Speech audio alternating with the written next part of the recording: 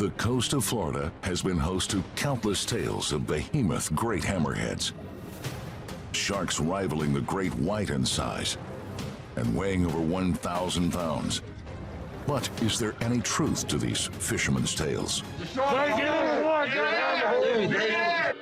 There's several species of hammerheads that they've sort of the new kids on the block as far as evolution of sharks goes. Grey hammerheads are a bit different from some of the other species in that they tend to be more solitary, but they also get much larger. The maximum size of great hammerheads has long been disputed by science. But historical accounts and numerous modern-day sightings have put their true potential into question. You just took it out of my hand! There's a lot of local lore and fish tales about how large these animals can get. What is a big boy? Ooh. Now, a team of shark scientists from Florida International University are setting out on a mission to find a record-sized hammerhead.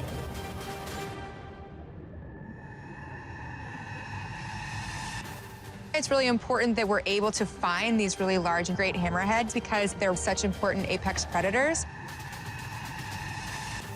Their expedition will see them exploring part of the migration route of these giant sharks. From the bridges of the Florida Keys to the shark-filled waters of the Bahamas, doing whatever it takes to come face to face with the world's biggest hammerhead. It's coming to the surface fast. Oh, that's a big one. Monster. Whoa.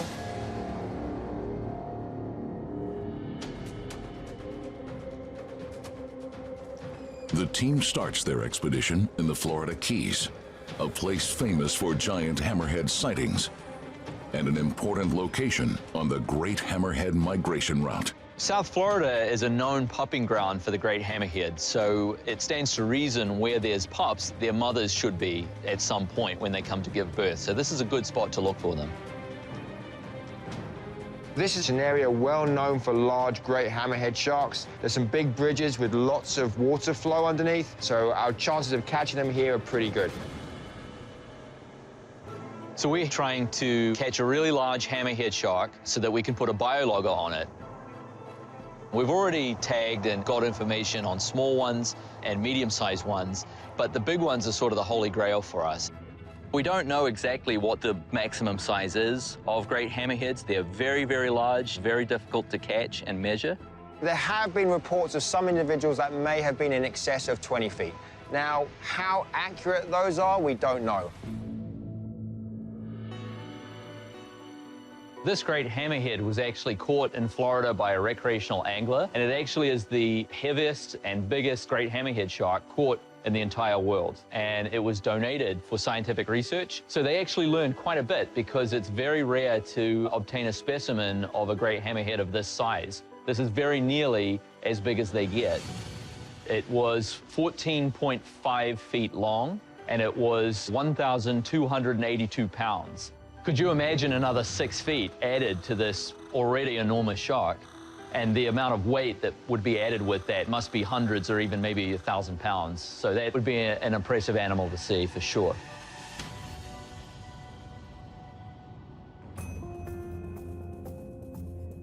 A 6-foot hammerhead will have a very different ecological role compared to, let's say, a 14-foot hammerhead. So our goal here is to get the larger size range, those larger animals, and try to understand what role they may be having on the ecosystem. To catch a large hammerhead, the team will first need to figure out where a giant could be hiding.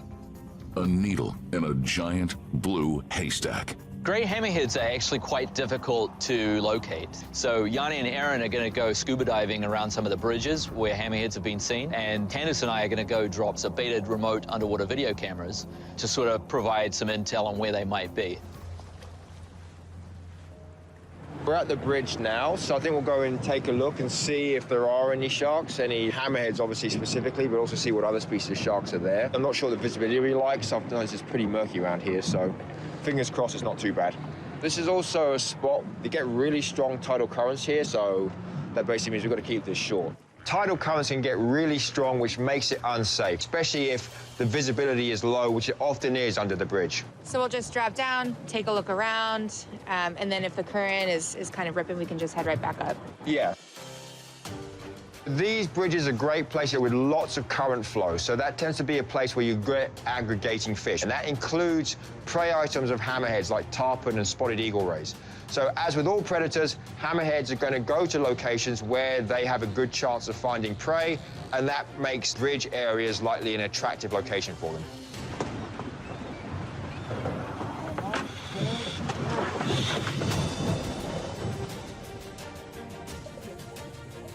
You don't want to be diving in very strong currents when you have these structures and objects that you could hit under the bridge. Hammerheads start off at just a few feet long, and then they can grow to really large sizes.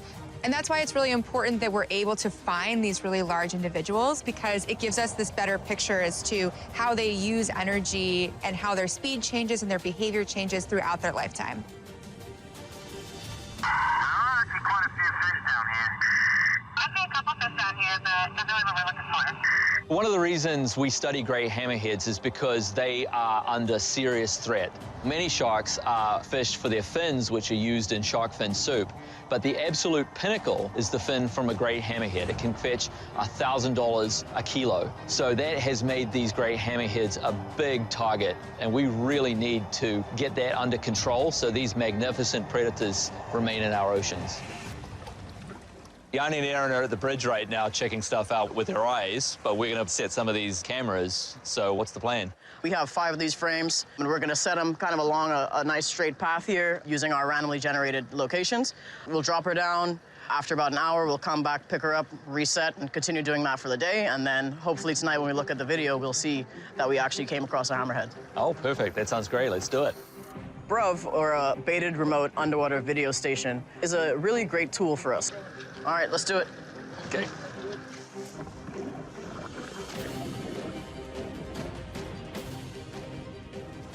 We'll be able to put down a couple of BRUV units and see, yes, this is indeed a hotspot for hammerheads.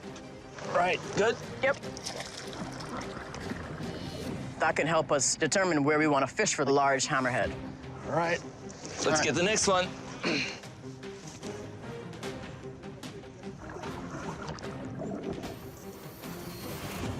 Well, this is a pretty sharky area, so fingers crossed we get some good stuff. Yeah, sounds good.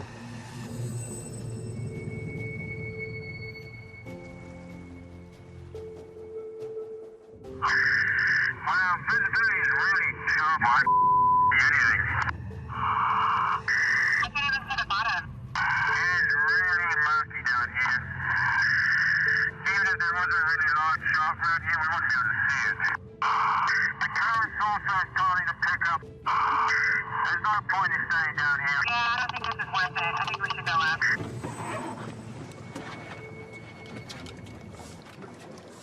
When we got in, the current was quite strong. The visibility was awful, honestly. So there's no sense wasting time on something that's not going to be valuable for us. So we called the dive pretty early. This is a well-known sharky spot. They see big hammerheads there. To be honest, a huge hammerhead could have gone past us and we'd have no idea, so... Did you see that ray just fly out of the water? We did the dive and the visibility was terrible. It was almost zero visibility. So doing underwater surveys is fairly pointless. However, while we were there, we did see jumping eagle rays. So we know that prey are there, which means, again, the chance of a hammerhead there should be pretty good. So it's still worth our time to go and fish there and see if we can catch a really big shark.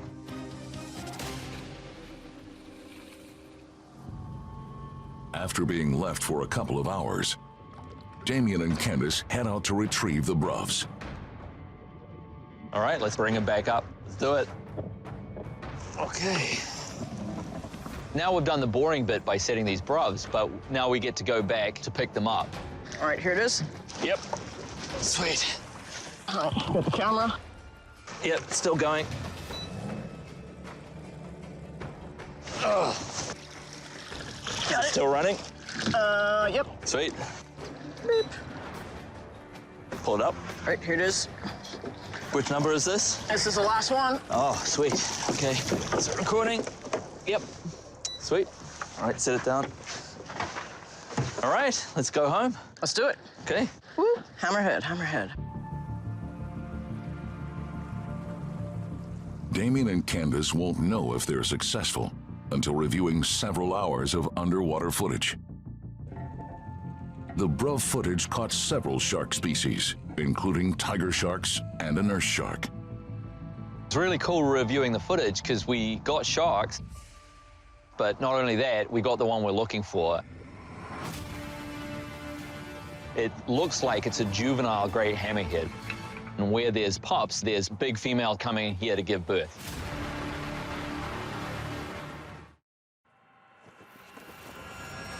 For sharks, and definitely for great hammerheads, the females are the larger of the two sexes, much larger. The reason probably is because they gestate their young, and so they have to put on a lot of weight, have a lot of energy reserves to carry those offspring. What's really cool about seeing a juvenile is it might not be that the big sharks are right where the BRUV was set, but it's good evidence they're just in the general area. Now that we have a good idea of some spots to fish, we're gonna get our gear and head out. Hey, Jim. Make sure we put this. This is a two-person, I think. We're going to start off by trying to fish under the bridges. So we're going to be on a boat with Val and Jack. We have a team very experienced with fishing for sharks, including large sharks. So if we catch one, we'll be able to tag it. We just have to be able to find those sharks. Yeah, I think we're gonna get one by lunch. We really only have 2 days of fishing. Yeah. Done it before. There's really not a lot of data out there that looks at the speed and acceleration of great hammerheads. This is something that's quite new. And so each data set that we get really furthers our understanding about the fine scale movements of this animal. Is the tag ready for deployment? Yeah, I can actually show you what we let's see brought. it. We have this really cool piece of technology that actually attaches to the hammerhead's dorsal fin and allows them to collect the data for us.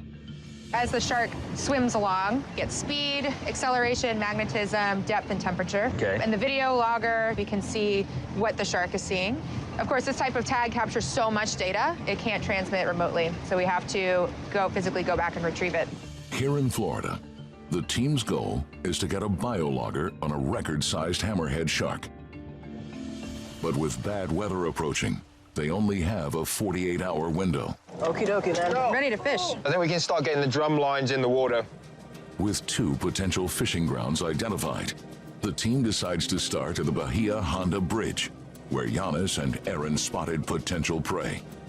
Drum lining is a good system when you really want to sort of minimize the amount of time that an animal is on the line. It's simply a weight attached to a float going to the surface and a hook leading off it with a lot of leader, so that if a shark does take the hook and gets hooked up, it can actually swim in large circles. It's never prevented from swimming. That's really important for the safety of the animal. Ready? Go. We don't want a single animal staying on that line for too long because that can be stressful. And fortunately, we have this technology called a hook timer that actually shows us how long that animal has been hooked. So when the shark comes, you can pull on it, but it's not gonna pop unless it's really forceful. And it's a magnet. All right, we're in there. Ready? Yeah. Ready? Mark. Mark. Weights in. The team sets out 8 drum lines and then checks each one every 30 minutes. Wait for it, wait for it. Mark! Clear? So after this, we'll go and check the other ones. Okay. Because they've been out for over 30 minutes, some of them. When we're checking these drum lines, it's mentally and physically taxing. Creeping up on it. We come up to the buoy, grab the buoy, pull in the line, check if there's bait. Bait on, but not even a nibble. And do it all again. Next one. Bait on, it looks good. Grab the buoy, pull in the line, check if there's bait, do it all again. What do we got here? Nothing's on here. And to do that with no success for what you're going for, it takes a lot of mental and physical strength. It's just nonstop the entire day, just checking these drum lines over and over and over, with hopefully breaks where you've got a shark on and then you actually get to work up that shark. That buoy looks weird. The buoy looks weird, all right. It's bobbing too. Yeah, it just went under. Yeah. Good signs, good signs. Come on, shark.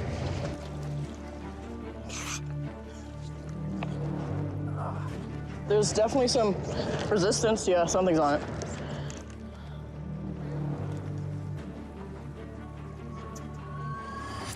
Really, nurse shark? The most common species we will get in Florida is probably going to be a nurse shark. And disappointingly, a nurse shark is exactly what they have on the line. There's little scientific data the team can get from one of the most familiar sharks in the area. You'll feel immense disappointment because that's not what we're after and they're difficult to deal with. All right, let's go to the next. To the next one. You all set? Ready? Yeah. All right, hang on.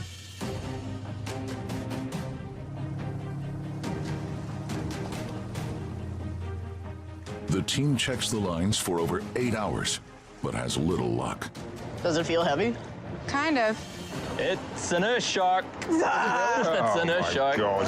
Shocker. Nurse. Yes. Right. Good job. We spent one day at Bahia Honda Bridge, and all we've got to show for it is sunburn and 2 nurse sharks. Hammerheads are rare. What can you say? We're going to call it quits, and tomorrow we're going to try out some spots that were recommended to us. We've really only got one fishing day before the bad weather sets in, and we're benched. So hopefully these spots pan out.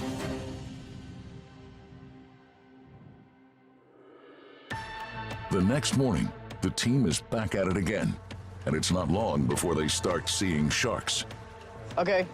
Ready? Yep. This spot was recommended to us by a colleague who does a lot of fishing for sharks and rays down here, and he's caught plenty of hammerheads. Coming up! Feeling optimistic. Got it. Timer. Yeah, pull that weight up. Oh, there's a shark. All right. Oh, that's a black tip. Black tip. There's a black tip. Oh, let's tag it. Someone want to get a tail rope ready? The really great thing about shark fishing is that even if we're targeting one species and we catch another, we can still utilize data from that animal. It's a female. Got it. And we take genetic samples. Got it. Just a small little fin clip can tell us tons and tons of information and unlock huge avenues for us to study. When we catch a shark, we're like a pit crew. We have to be quick, so everyone has their job, and we try to do things as quickly as possible. To avoid getting bitten and to keep the shark relaxed, the team flips it upside down, putting it into a hypnotized state called tonic immobility. What is important to realize is that sharks are all muscle, so even a small shark can cause considerable damage if someone was to get bitten. All right, who's ready for... I'm ready. Okay. BCL 95, fork 109. Somebody do the pecs. Okay. You want me to do the tail thing? Yeah, sure. You guys want to de-hook? Okay. Okay. Ready? 10. 1, 2, 3.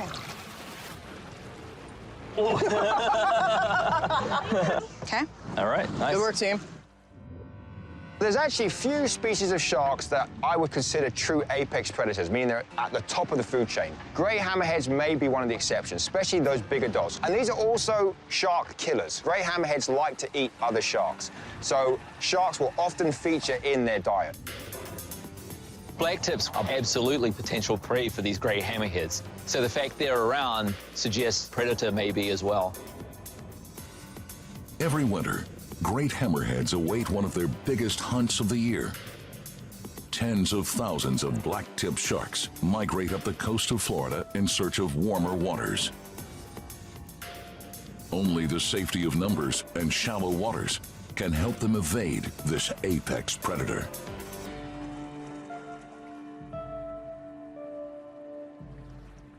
We got 2 more, guys. 2 more chances. We just need 1. Up, up, up. She's vertical. You guys got it? Yep. Yeah, he's got it. Okay. Good man.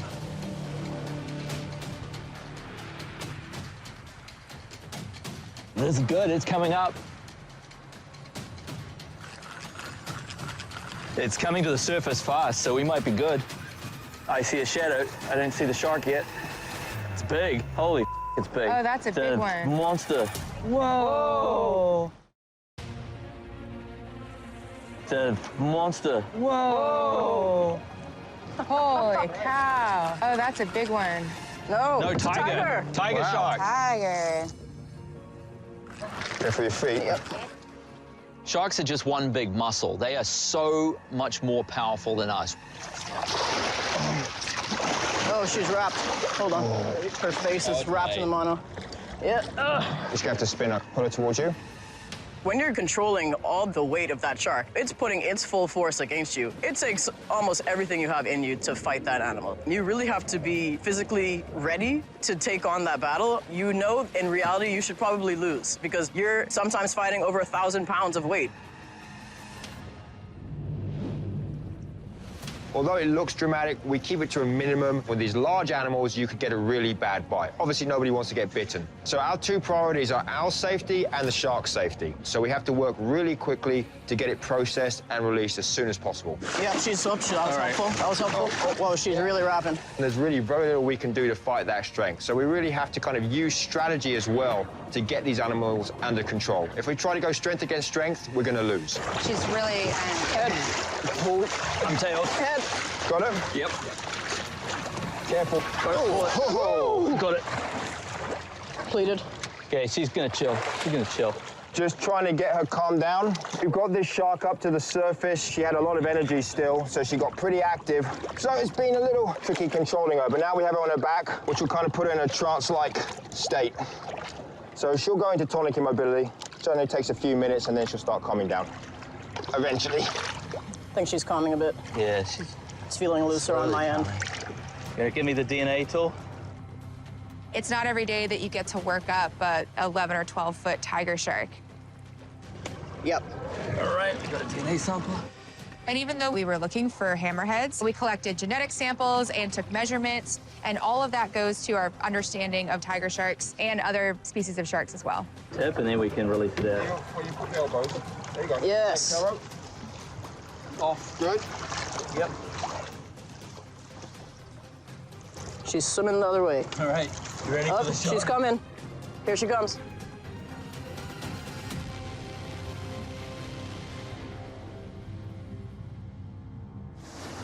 So weather's getting pretty nasty, so I think we should get out of here. Yeah, I don't see getting a camera tag out. I think we just call it for today. Yeah, let's call it. No. We still got one more. The line's coming up. Looks like there's something there. Buoy's moving all over the place. That buoy's really upright. Yeah. This could be the one. Did you see full body out? No, I just saw a splash. Okay. Oh, it's for real. And that could be a big hammerhead. Oh, yeah? Oh, okay. Oh, Hello, Dolly. yeah, She's swimming. She's swimming. She's swimming. okay. There we go. 3. 3. You good? Is it still on? I don't think there's anything on here. Oh, no. Really? Yeah. The timer's not hot popped? It says 5 minutes. No more tension. I think it's off. What, Shoot. gone? Oh, Oh, yeah, no bait. And No hook. no hook. Straight hook. Straight in. Oh, this is Get that a, on camera. that was a big. straight hook. Straight and snapped. Look at that. Oh, wow, look at That's some broke the serious end off. pressure. Man, I haven't seen that. But we were bringing in the line. We clearly had a shark on the end of the line. The line was going up to the surface, which is often what hammerheads do when they get hooked up. So I got to say I was pretty hopeful that time, but unfortunately, whatever was on there snapped and straightened the hook. There's probably something really big on the end of that. That was a hammerhead. Dang. That probably was the biggest hammerhead in the world. Well, That was a beast. That was the one. Those are some decent-sized stainless steel hooks, so it takes a pretty big animal to be able to straighten it out and to snap it. No, that was the last one, last All right. shot. We had it until we didn't. we're gonna have to keep this, even if we don't find the world's you should biggest keep hammerhead. that. Yeah. This is a maybe. Yeah, right. So at the end of the day, we didn't catch the hammerheads that we were looking for, but honestly, that's the way that fieldwork goes. These are not animals that are hugely abundant. Yeah. So it's always a numbers game whether or not you're going to catch one. I mean, no doubt this is a sharky place. It's just if they're not going to beat the tigers and the nurses to the punch and take the bait, we're not going to get them. Here it's going to be a question of effort and luck. Well, we put in the effort today, we just didn't have any of the luck. Yeah. While the team came up empty-handed in Florida, their quest to find the largest great hammerhead isn't over just yet. We actually got some interesting intel from the Bimini Shark Lab, the place where I started my career 2 decades ago. They actually saw the biggest hammerhead they've ever seen at their dive site last year, so it seems like a good spot to check out. The reason that we don't know a lot about great hammerheads is because they're hard to study. So the only way that we're going to get this data is just by continuing to go out and be in the field as much as possible, and eventually we will get there. One thing we do know about hammerheads' movements is that they go back and forth between Florida and the Bahamas. And some of them definitely are coming from this region. So that could be why we're not seeing too many here in Florida, because some of them have gone to the Bahamas. And that's where we're headed next.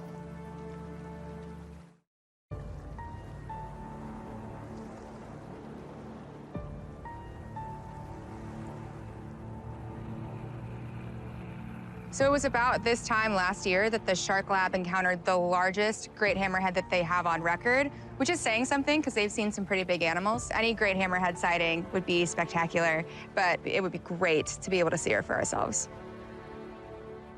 I'm from the Bahamas, and any opportunity to do work in your home country is something to be really excited about. The entirety of our waters are a shark sanctuary, so sharks are very, very safe in our waters. The Bahamas is one of the best places in the world for sharks, and also specifically for hammerhead sharks. The team is meeting up with the head of the Bimini Shark Lab to learn more about their sighting of a giant. We're kind of early in the season right now. It's just starting to kick off, so we've been out for the past few weeks actually looking who's around. The Shark Lab's been here for 30 years. In the lifespan of the Shark Lab, the hammerheads are a relatively new study, but even saying that, they've now been studied by the Shark Lab for over a decade. So close to 12 years we've been actually identifying individuals here. I heard that you guys saw a really big hammerhead last year, the biggest one you've ever seen. Yeah, we were out doing one of our just normal dives, and we had, I don't know, 5 or 6 different hammerheads, and all of a sudden, we just see this massive one kind of come through the pack, and she just came right through the middle and made all of the other hammerheads, our normal ones, look relatively average. We have some photos of Queen, who is the new biggest one, next to Gaia, and she actually kind of makes Gaia look like an average shark, which is, once you see Gaia in the water, that's pretty impressive that she can make her look that small. That's amazing. That's crazy. So a great, great hammerhead. And we're only looking at probably the subset that are actually at the dive site. So we think that there's other residentials that are just around the island doing normal hunting behavior, chasing stingrays, eagle rays, whatever it is. And the photo ID is really only the ones that come to that provisioning dive site here in Bimini. So it seems like you have almost sort of 2 groups of sharks. We have some that are going to be residential and hanging around the feeding site, and others that are ranging more widely around the island. So maybe we should split into groups, and half of us will go to the feeding site, and then the other group can go and sort of drive around, see if we can get some of those more wider ranging individuals.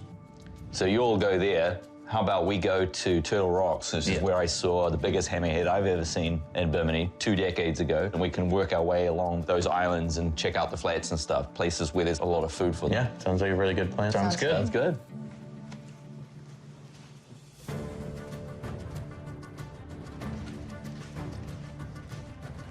You guys got everything you need? Master and snorkel snacks. The snacks are crucial. Check. Our plan is to split into 2 groups. Myself and Erin are going to go to the dive site and dive there, which is where they regularly see the great hammerheads. And our hope is that we see one of the larger species and perhaps see Queen. Candice and Damien, on the other hand, are going to go to some of the sites where we know some of the hammerhead prey items are found, stingrays and eagle rays. So it's always good, if you want to see a big predator, go and hang out in the area where you know their prey can be found. Okay, well, this is the spot where 20 years ago I saw the biggest hammerhead I've ever seen. It was right there. We were driving the boat past and we saw this eagle ray jumping up out of the water. And normally they're quite graceful, but this one was distressed. It was jumping in sort of a weird way. And then all of a sudden there was this big explosion of water and I saw the tail of a shark come out. And so, of course, I was 22 years old. I got the mask and snorkel and jumped in to see what was going on. I see the eagle ray on the bottom, disabled. It's got a big bite out of its wing. And all of a sudden you hear everybody start screaming on the boat. Last thing you want to hear, because I don't know about hammerheads. I don't know how aggressive they are, what's the deal. So I look down and this gargantuan hammerhead is coming up from the bottom. And, you know, their heads are just getting wider, wider, wider. And I'm like backing up. But the thing turns and I see her eye just sweep over me, take a look, and she clearly didn't think I was a threat, didn't think I was a competitor. And then she went back and she just ate the eagle ray right in front of me. It was an incredible thing for anybody to see. So with any luck, we'll see a big hammerhead around here. If we're extremely lucky, we could hit the jackpot twice in 20 years and see a predation event like that. That would be really cool. Yeah, let's go check it out. Let's do it.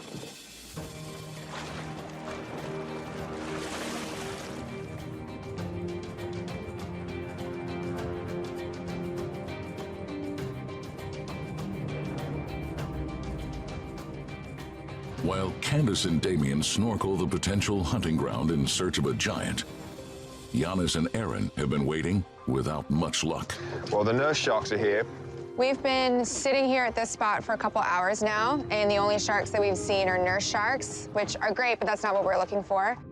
Well, right now, the water's unusually warm, and sharks are sensitive to water temperature, so they may just not like these warm waters. Even though we know there's plenty of hammerhead sharks in the area, getting them to the boat is still a little bit tricky. So we're going to go and do a dive anyway, just test out the gear, the lasers, the camera with some nurse sharks, which are always in the area. Matt is going to go down, start baiting in these sharks, and then fingers crossed the hammerheads will turn up.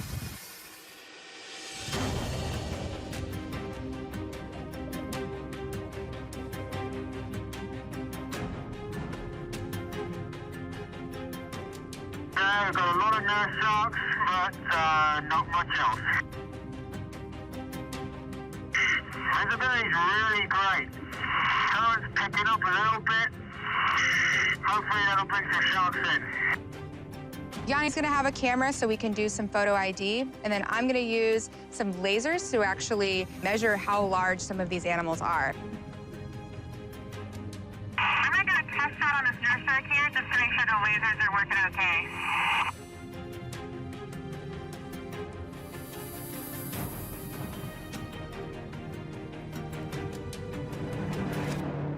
There's something out there swimming. I can see something large. It's definitely not a nurse shark. Take a look over on the left. There's a big shark coming in. He's coming in flat.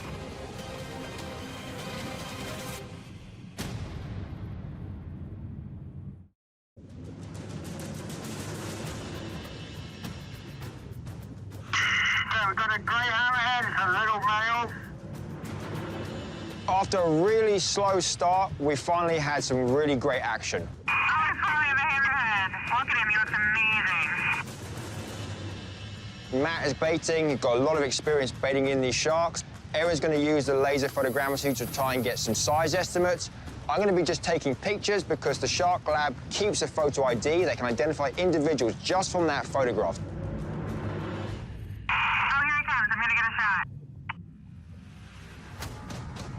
Look how erratic he's being. The tricky part about laser photogrammetry is they have to swim by you just right so that those lasers hit perpendicular to the shark. And sometimes that means it takes a couple tries as they swim by.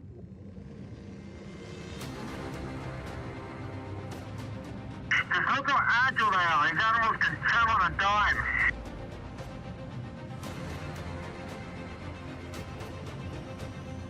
Oh, he did not like that nurse shark there.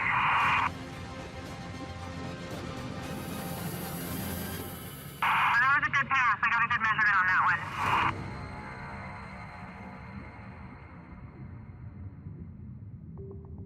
The hammerhead is a resident male named Atlas, measuring 11 feet long. No giant, but a good sign more could be around. You see it out towards the left? Is that a shark?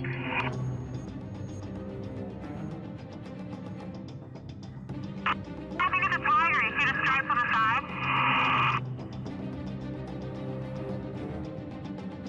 As the hammerhead leaves, a new shark arrives, a tiger shark.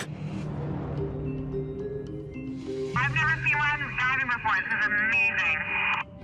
But just as quickly as the tiger shark appears, something has scared it off into the distance. All of these sharks are swimming off. We have no sharks. While the dive team waits in hopes of a giant, Dr. Damien Chapman and Candace Fields continue their search in the wild hunting grounds and have discovered a hammerhead buffet.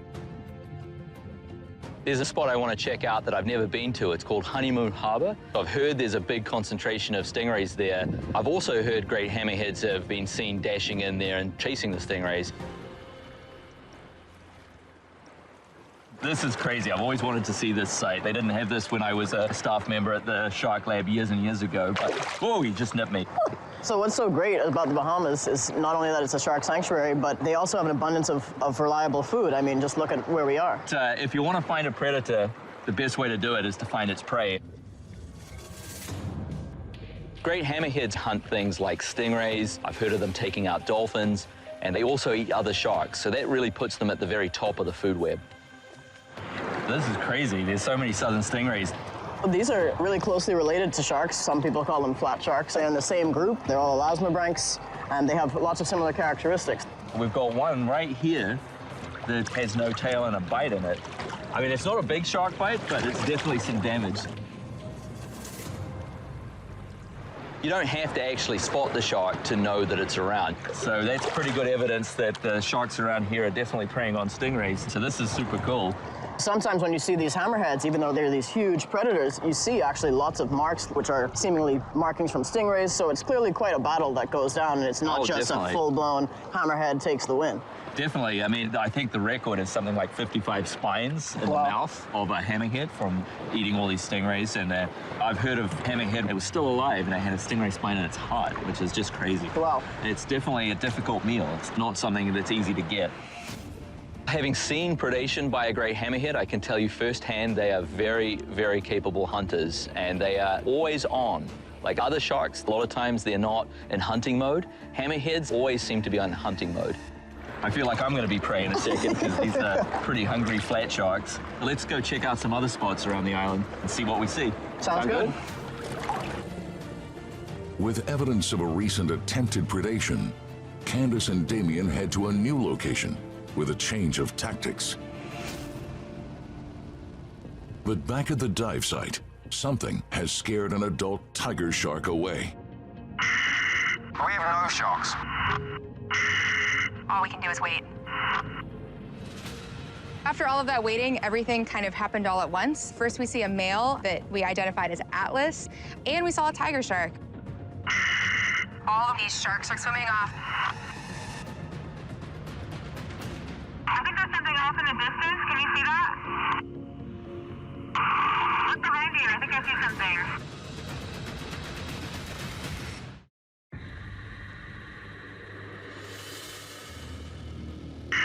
Got a huge grey hammerhead. Oh, there's a second grey hammerhead. Okay, this is a female. That one is way bigger. Alright, she's coming in. I'm going to try and get a measurement. She came at the last second. I have to get another pass. She's coming at a good angle this time. Aaron finally manages to get a measurement of 13.1 feet. It's a shark named Gaia, just 18 inches shy of the official world record. It might not have been the world's largest hammerhead, but she was certainly large, and definitely larger than what we've seen in our study off of South Florida. Oh, the shark came so close. Did you see her? She came by, turned around. I didn't think she was going to stop, but she just swerved last millimeter. She seems so much calmer than that other guy. Seeing Gaia and actually having her come so close that occasionally I had to duck a little bit is just an incredible experience.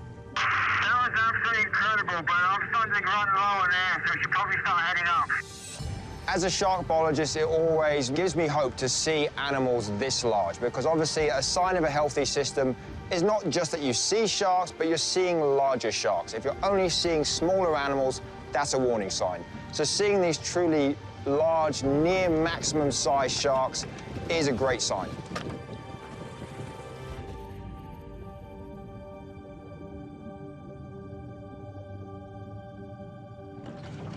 Waiting for hours and hours, not sure if we were gonna get anything. And then to have those two hammers in just within 20 minutes, I mean, it made it all worth it.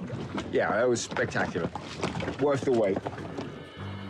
On the other side of the island, Candace and Damien are changing tactics and going with a more high-tech approach. Hey, Candace, is that thing ready? Yep, just about. I'm old school, used to snorkeling around and diving and looking for sharks, but Candace is a great drone pilot. We're right behind the shark lab. There's plenty of stingrays. A lot of life out here, so I could well think we could see a big hammerhead out here. Okay, So cool. what do you think we can do with a drone survey? I think we can do like a transect around here. Do you mind? Launching Holding it this? for takeoff? Yeah, why not? All right. Doing drone surveys gives us a whole nother dimension to our research. When you're underwater, you can only get so much visibility in front of you, above you, below you. But when you get that aerial view, you can see so much of what's going on. really clear. Yeah. That's beautiful white sand. Makes it so easy to see stuff. We're lucky here in the Bahamas. The water is so nice and crystal clear, you can see everything perfectly, especially when you get a nice, calm day and the water is just glass. It almost looks surreal that you're seeing this clear picture of these animals from a camera. Even this height, you can tell something's swimming. Yeah, you're pretty good at this. Yeah. Yeah, I think you know what you're looking for.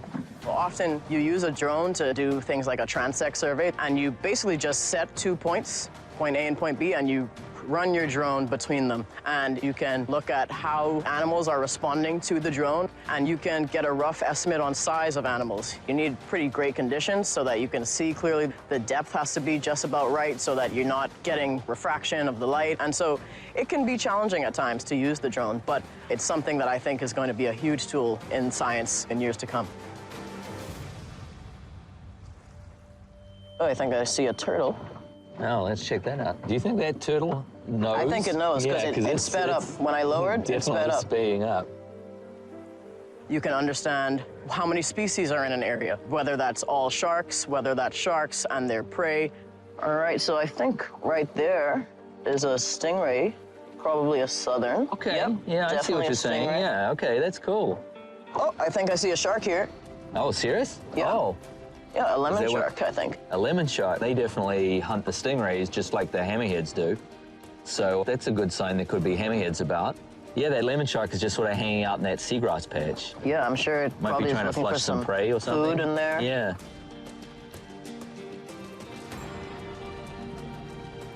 Looking at what type of habitat these guys are using, whether they're in the flats, are they going into deeper water? I'm not seeing any hammers over here, so I'm gonna try to head over to some deeper water, and maybe with a little bit of luck, we'll see one. Sounds like a plan. What's that? That's definitely a hammerhead. Oh man, that's a great hammerhead. That's so cool. We got it. Oh, now we're cooking. This is what we want. This is what we came for. We got it. We got it. It's not a real big one. Nicely done. So we did see a hammerhead on the drone, but unfortunately, because of the depth of the water where we saw it, we couldn't get an exact size. Yeah, it doesn't look like it's a very big one, but it's undoubtedly a great hammerhead. Even though we couldn't get a measurement, it's still super exciting to just be able to find what we're looking for. These guys are not the easiest to come by. Even when you're in Bimini, sometimes you have a tough go at it. So it's really exciting to just even find one. And for me, it's super exciting because it's the first time I've seen one in its natural habitat.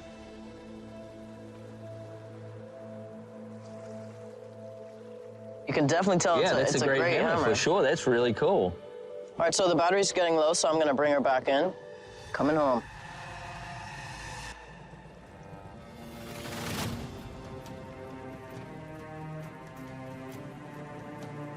Just because we didn't see the world's largest hammerhead doesn't mean that this expedition was a failure. We still got a lot of other really valuable data from different species. I've never seen one diving before. We're really only at the beginning or early stages of this project, so we know that it's going to take time. This is going to be a multi-year project.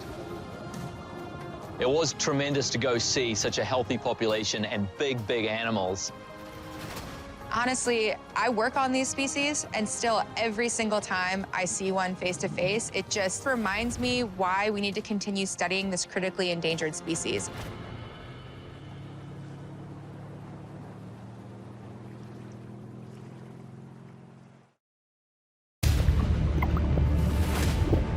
Watch out, watch out. Whoa.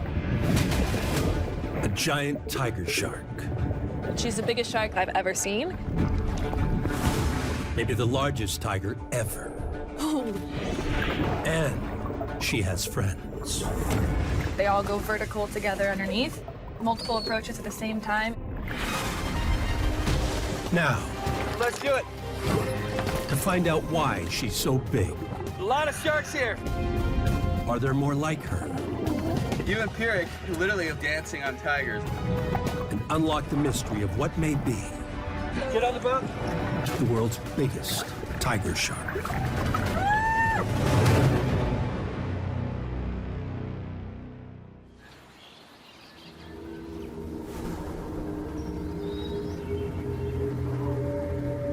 In 2006, French Polynesia bans shark fishing in 2 million square miles off the South Pacific. Now, 14 years later, these waters bustle. A vibrant Sharkopolis.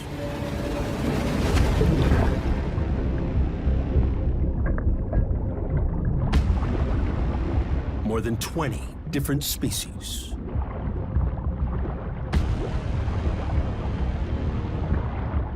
Here, tigers rule.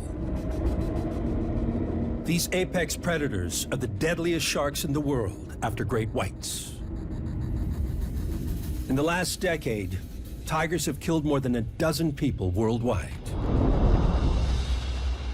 But here in French Polynesia, the government welcomes these sharks. More and bigger tiger sharks appear in French Polynesia every year. Marine biologist Kori Garza thinks marine protection is changing the tiger population. Tiger sharks are apex predators, and their presence is a good indicator that the population is thriving and the ecosystem as well is thriving. It's become a magnet for monstrous sharks. One mega shark in particular may be the largest tiger shark alive.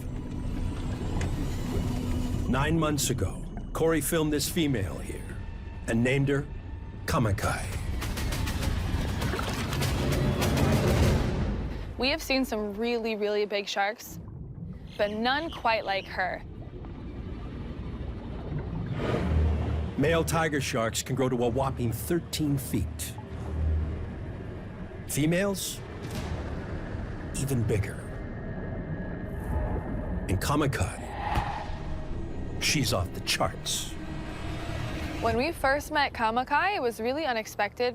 And I've been diving with tiger sharks in multiple countries, and she's by far the biggest I've ever seen.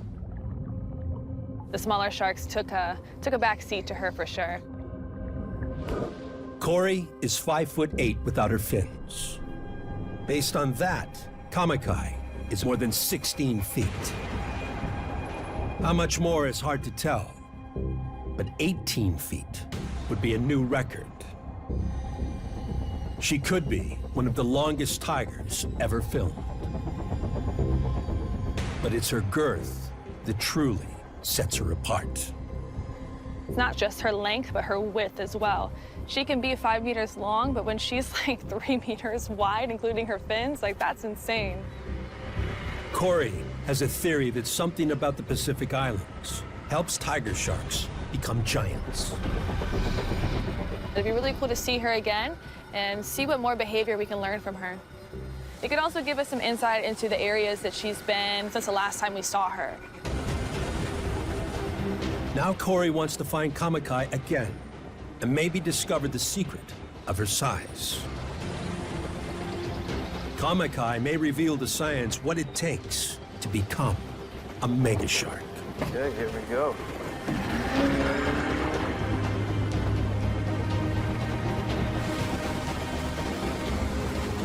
Kori enlists cameraman and shark conservationist Andy Casagrande to help search for Kamakai and unlock this mystery. She's got to be one of the biggest tiger sharks that I've ever seen. Andy knows big sharks and knows how to be in the water with them. Bring me the shark. Whoa. That's good. This research is all about being up close and personal. But Andy's never dived with the tigers of Tahiti. There's only a handful of spots in the world where you get this sort of density of tiger shark action. Super pumped. This is day one. Less than a mile from the main island of Tahiti is a hotspot known for big sharks.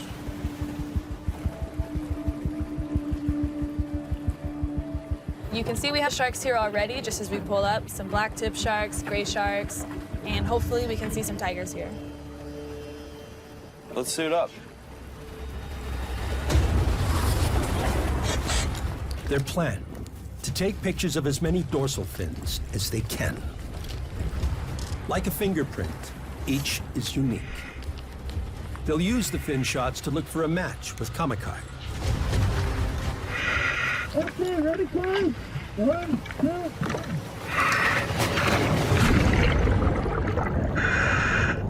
2.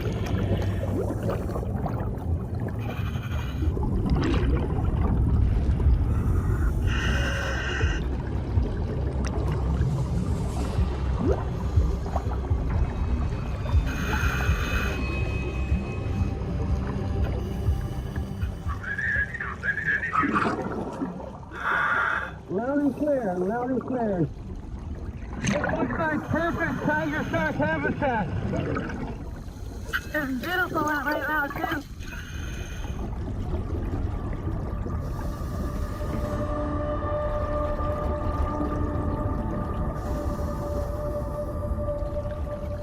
We got a sea turtle eating the reef over there. A sea turtle is a good sign. Turtles are a tiger shark's favorite food. The shell is no protection from a big tiger's bite force and specialized teeth. Tigers eat just about anything and will gorge themselves to capacity in one sitting. They even eat other sharks. Another gray shark right here. Like this gray shark.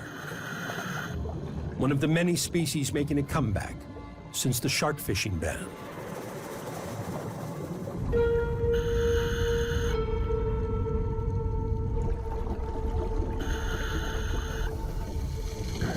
Andy, come over this way. Tiger, tiger, tiger! Tiger, right here. It's big, but too far away to get an ID shot of the dorsal fin.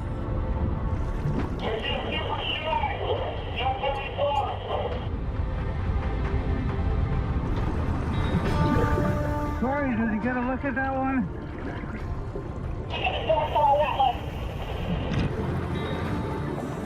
I'm running low on air, shut my head up. Copy.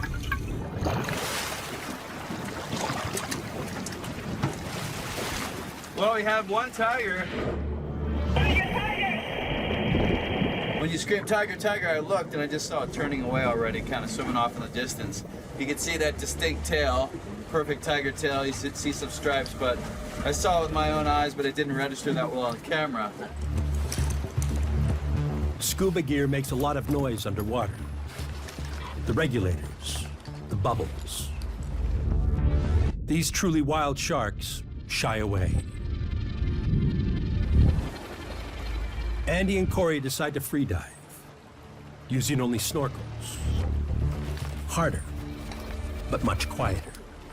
Kori, I'm gonna follow your lead, eh? Yeah.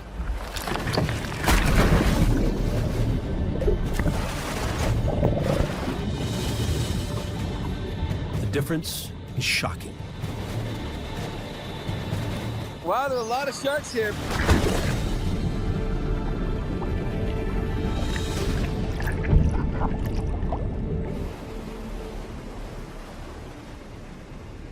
I mean, I'm gonna follow you. Anytime you dive down, I'll follow you.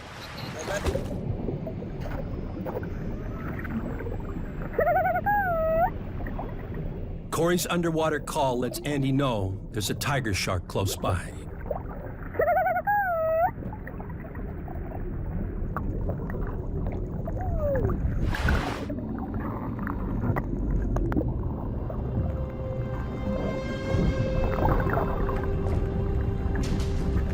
Andy goes after a dorsal ID shot. The underbelly is smooth, no claspers. She's a female. Kori, on the next one, if she comes by, you dive down and try to get closer. Yeah. To measure the shark, Andy will use Kori as a comparison. But first, she must get close.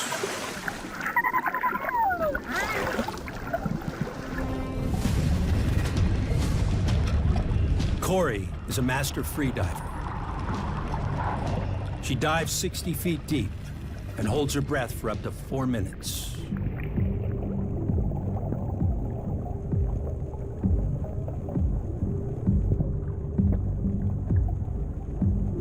She makes no noise at all.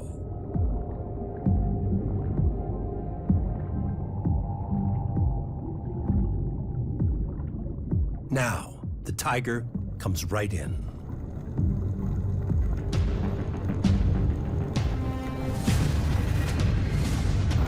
It's bold.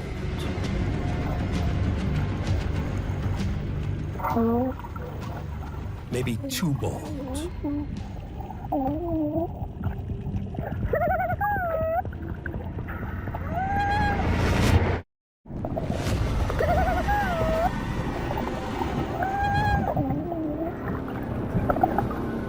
A big Tahitian tiger shark goes eye to eye with marine biologist Kori Garza.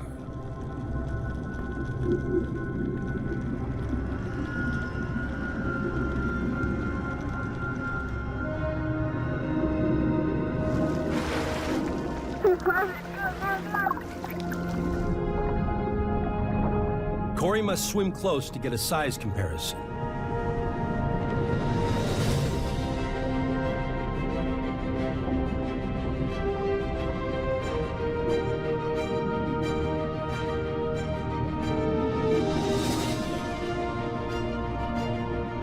She's big, 12 or 13 feet.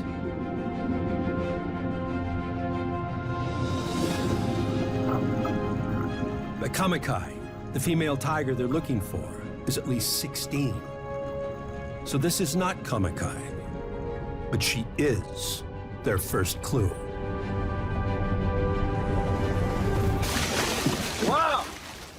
That was incredible! Another large female tiger shark. It supports findings that bigger sharks now thrive in Polynesian waters. Tigers are typically loners, but the area is large. Kamakai could be here too, just out of sight. Andy has an idea. What about at nighttime out here? Have you ever gone diving at night? I haven't gone diving at night here. I wouldn't recommend it. Not necessarily, particularly the tigers, it's just all the sharks. Tigers use their acute shark senses to hunt in the dark. Kori and Andy may have a better chance of finding Kamakai after sunset, when they're more active. If it's kicked up a notch at night, it might not be the safest thing to do. The thing is, I have a way we can actually do a night dive without ever even getting wet. Well, then absolutely we can do that. All right. Andy has a piece of equipment made for filming sharks at night. This little thing is a little tethered drone. It's called the Gladius Mini. Andy hopes for a dorsal fin shot that'll identify Kamakai. Some of the sketchiest dives I've ever done have been at nighttime. So actually, it's kind of cool that we can send this guy down instead of us. We've never been here at night, so it's kind of cool to explore on that bottom, see what's hanging out there. We might see something we normally don't during the day. How strong is this thing? Like, what kind of pressure can it handle?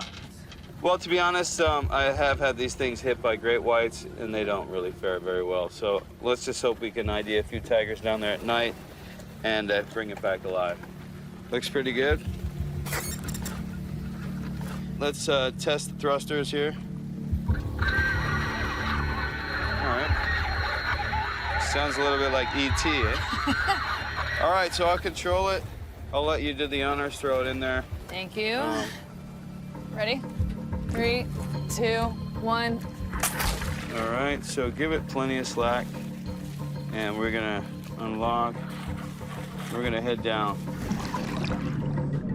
Head straight down to the bottom. Sharks have electroreceptors in their snouts that detect movements made by prey. The electric motor of the underwater drone may also draw them in. Whoa, whoa, something's down there. Come check this out. What the hell was that? That is a big-ass shark. Whoa, okay, okay. Whoa, it's a that's big a tiger. Oh my God. They get their first dorsal ID shot. It's like playing a video game with sharks. A live video game at nighttime with sharks. It's kind of cool. They expand the search area. Then... Whoa, another one, another tiger. Oh, that's the second one. This is sick. Okay, it's a female. Big female.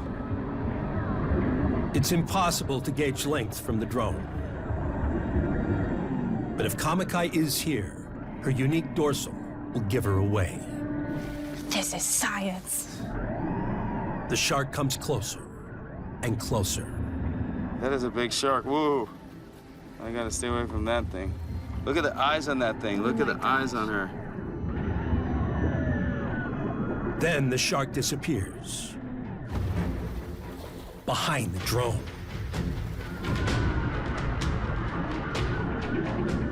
Andy, watch out, watch out. Whoa! What was that?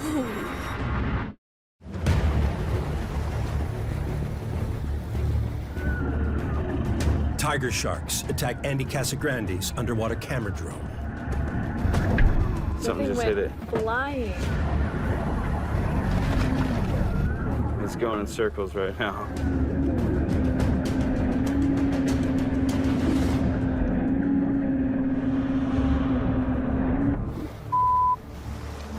Lights are out. Let's pull it up. Feed completely. Are you serious? That's not good. The lights have gone out on this thing. GoPro's still rolling, which is good, but this thing looks like it's dead. Has it got any injuries? Oh, at least we got it back. Doesn't seem to be any bite marks on it, but there's definitely some good footage there.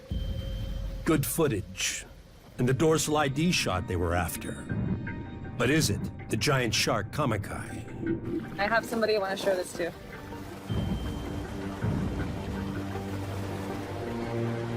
Next day, back in the Polynesian town of Papatoetoe, they visit an expert who IDs sharks by their fins.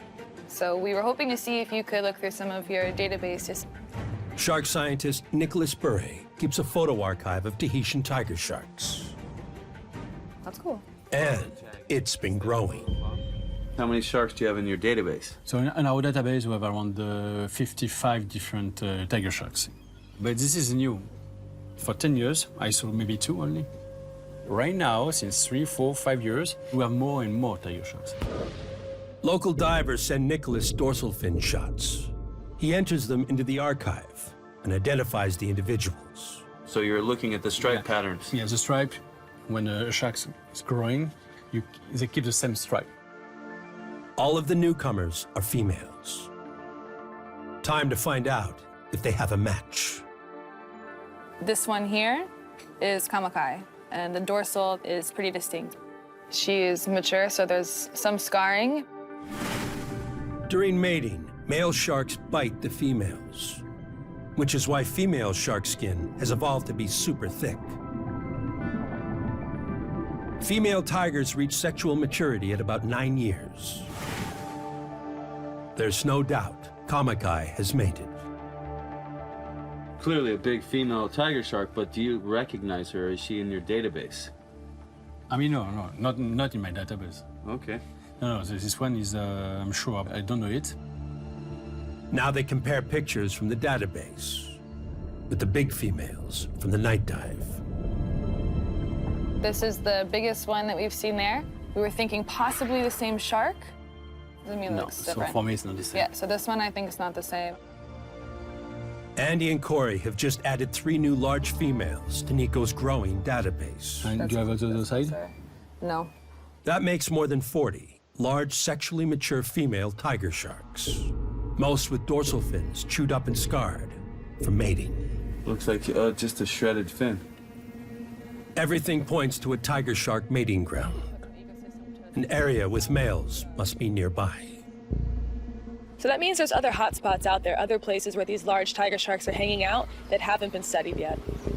If they can find it, perhaps Kamakai will be there, looking for a mate. A fisherman on another island leads them to the next clue. He called us and said that he had this crazy, crazy spot where they've had this huge influx of tiger sharks. And that right away caught our attention. And he's stumbling across this giant population of tiger sharks was something that we absolutely have to go check out. The spot is 220 miles north, inside an atoll. Just a few days swim for a fast-cruising tiger.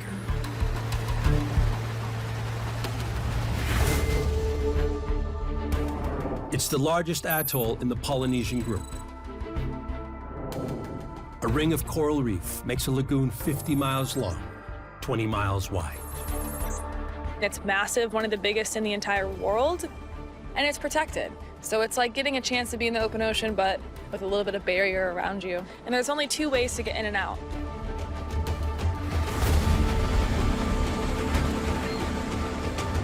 Kori and Andy head in with the fisherman who called, Torama's son. He's been fishing inside the lagoon for his entire life. And the tiger sharks are new.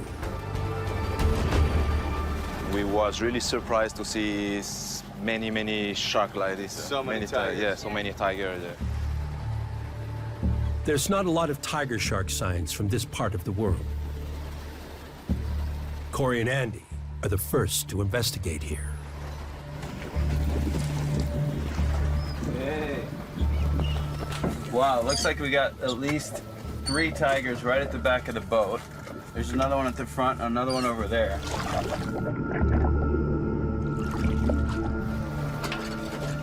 They decide to free dive again. Thank you. Got it.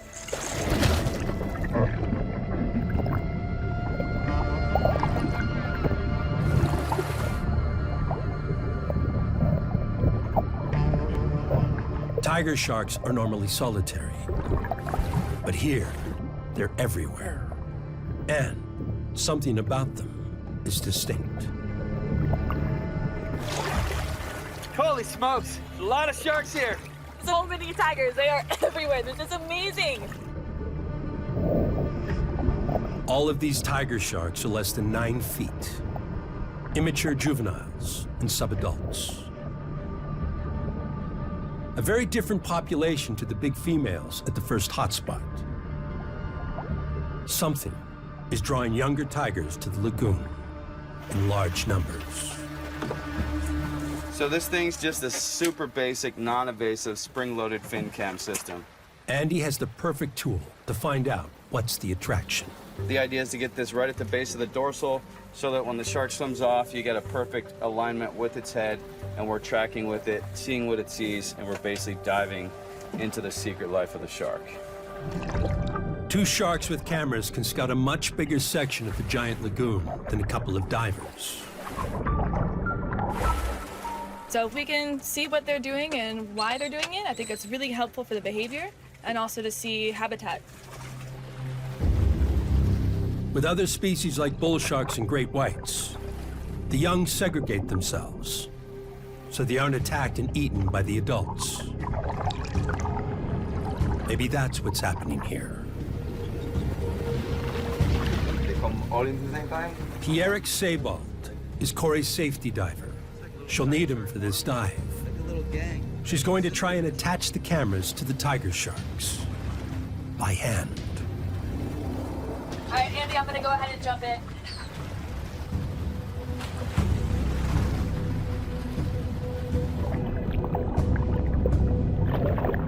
These young tigers are more unpredictable than adults.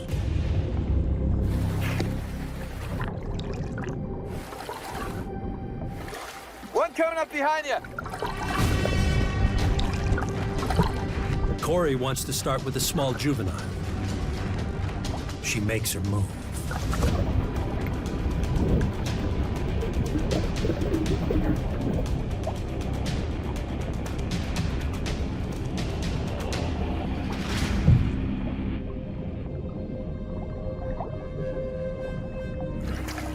Got it. They still need a second volunteer. This one's a subadult.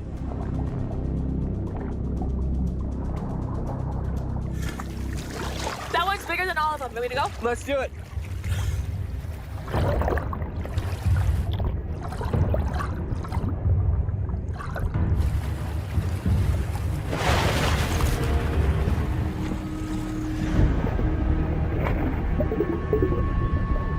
Kori's 2 for 2. Nice work.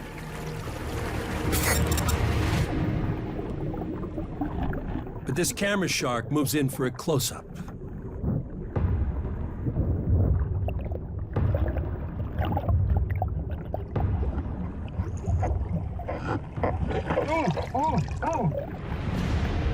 The first thing it films is a beeline, right for the safety diver.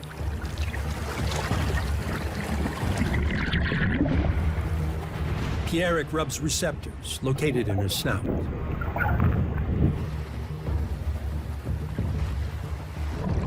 He wants to calm her down.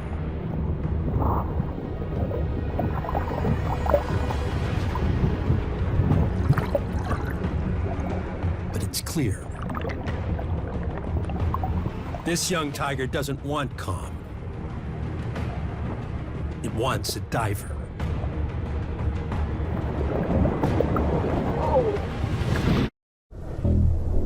The search for a mega tiger shark named Kamakai has led to a vast Polynesian lagoon full of juvenile tiger sharks. One of them is after the dive team.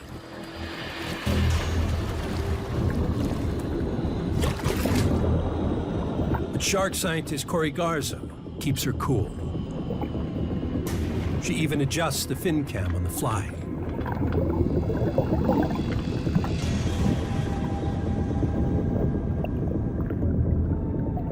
Young tigers can be very erratic.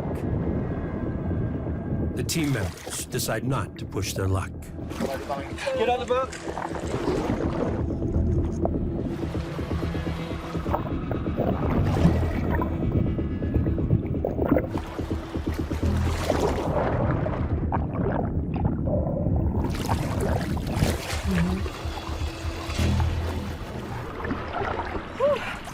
Wicked. It was crazy. She came right up. When I dropped on top of her, got it on. It was a little bit crooked, but just a little bit adjustment down, I think. Yeah, but at first you had to kind of like push her off a few times. It took a little while, but I think we got her on the perfect juvenile.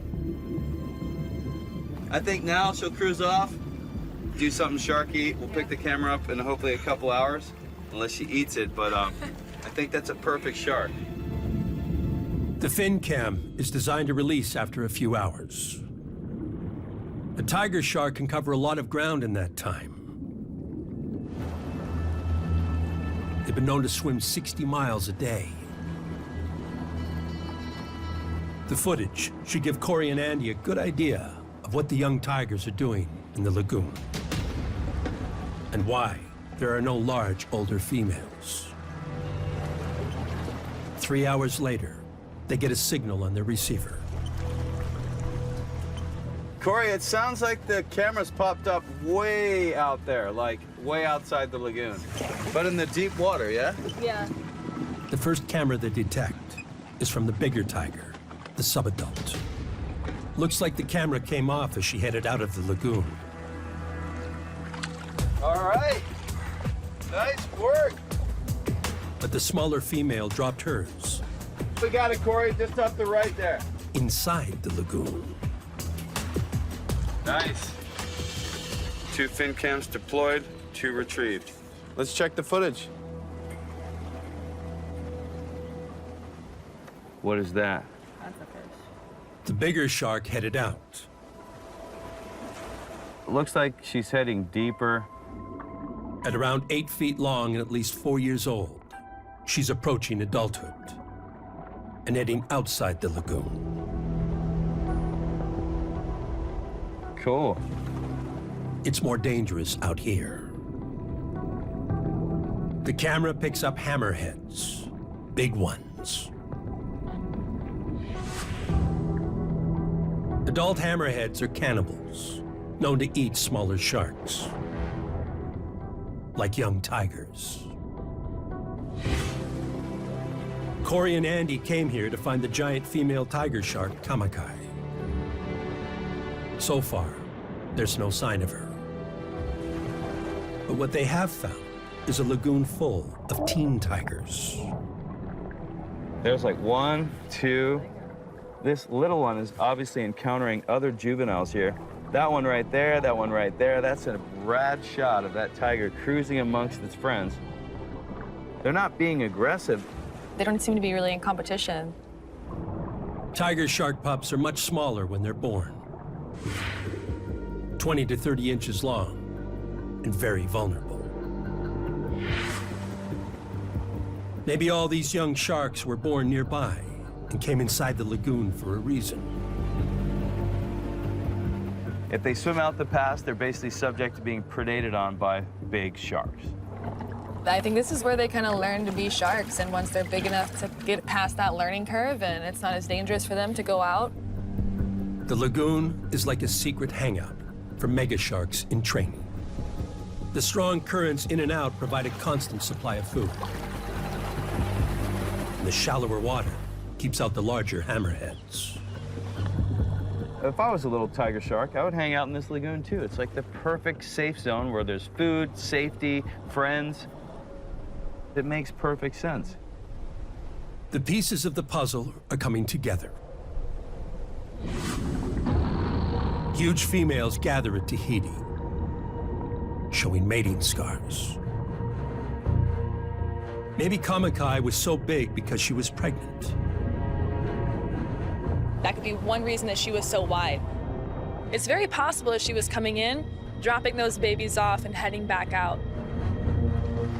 A lagoon full of young tiger sharks, which suggests a rare pupping ground may be nearby. Kori and Andy are finding evidence for each stage of the tiger shark life cycle within the Polynesian sanctuary. Look. And now, for Kori, a startling new discovery. Clearly. Oh, look at that. Oh, wow. Oh, Whoa. wow.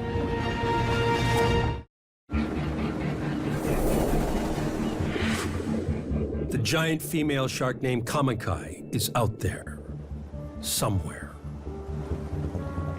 Shark experts Andy Casagrande and Kori Garza are at a remote atoll in French Polynesia to find her. No sighting of Kamakai yet, but their fin cam footage reveals a teen tiger training ground. Okay, one, two. Okay. 3 tigers. There's 3 right there, and another tiger Just following that yeah, tiger. just following that one. Adult tigers like Kamakai are loners. But these young sharks appear to work together. They come in a fleet. It's like they disappear, they come in. It's like, all right, who's initiating this? Because one's got to be leading the bunch. Or are they opportunistic? Is it, okay, she's going for it, so I have to go for it too? Or is it a community thing? Another one right filming here. here. See, like right there. Yeah. Oh, wow. Some sharks do live and hunt in packs. Gray nurse sharks in North Carolina. Lemon sharks in Brazil. And gray reefs in Fakarava Atoll have all been observed working together. But this fin cam footage is the first evidence that young tiger sharks may do the same thing. It may be an important step in becoming a giant like Kamakai. The team wants to film a coordinated group attack to prove it wasn't just a random event.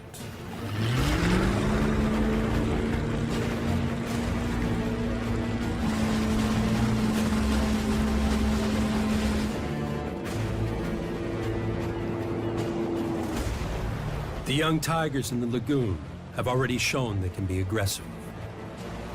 Kori's volunteered to be the bait. She'll have to be careful. All right, Kori, this is it. 360 cam. I'm gonna basically start it rolling here. Wherever the sharks are, just keep it pointed that way. It's gonna be recording 360. Any direction the sharks come from, this thing will pick it up. So the tricky part is just kind of not letting the sharks eat it. The 360 camera will capture every angle. This will be really helpful for the behavioral aspect. Are they one following the other? Are they communicating in any way through body language? I think this will help us take a deeper look into what exactly is happening.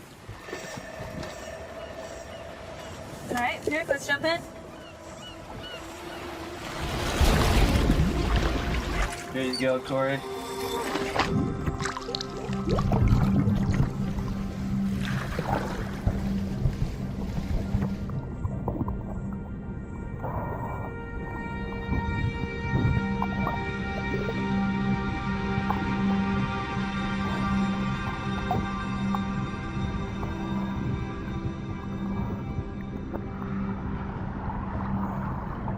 Once again, young, unpredictable tigers surround them.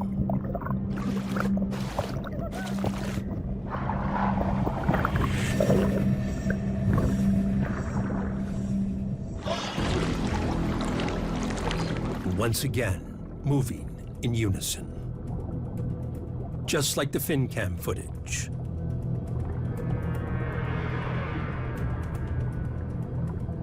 This is not a coincidence. And they come for Kori.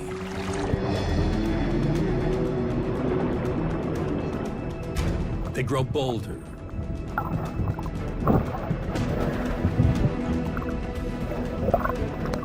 Circling upward.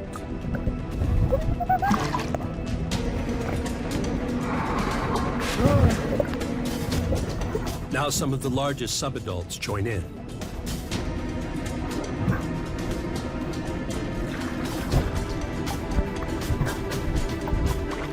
Every angle.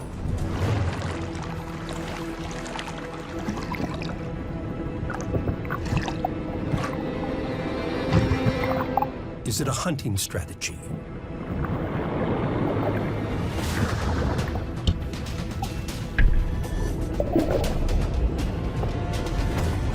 Tiger, tiger!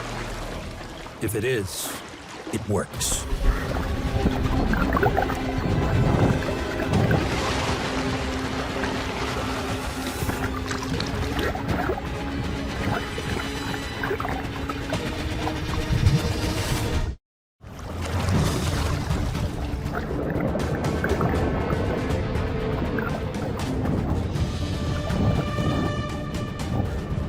A frenzy of young tiger sharks swarms shark expert Kori Garza.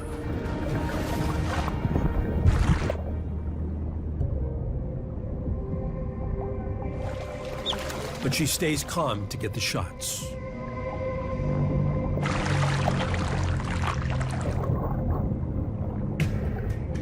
A dangerous move. But also a potential first for tiger shark research.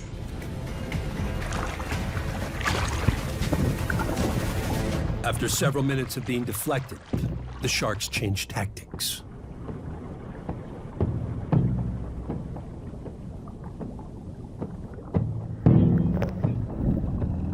Kori catches her breath as they seem to disappear. But this is not over yet. They regroup and turn back as a single force.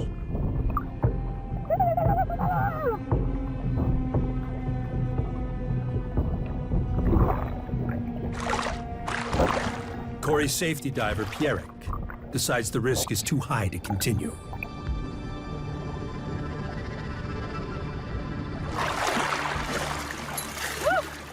Whoa! That was intense. That was intense. I think there was some pretty insane moments on that camera. Yeah, I'm pretty sure it should have covered all the action. I pretty much lost count of the sharks. At one point, all I saw was just stripes everywhere.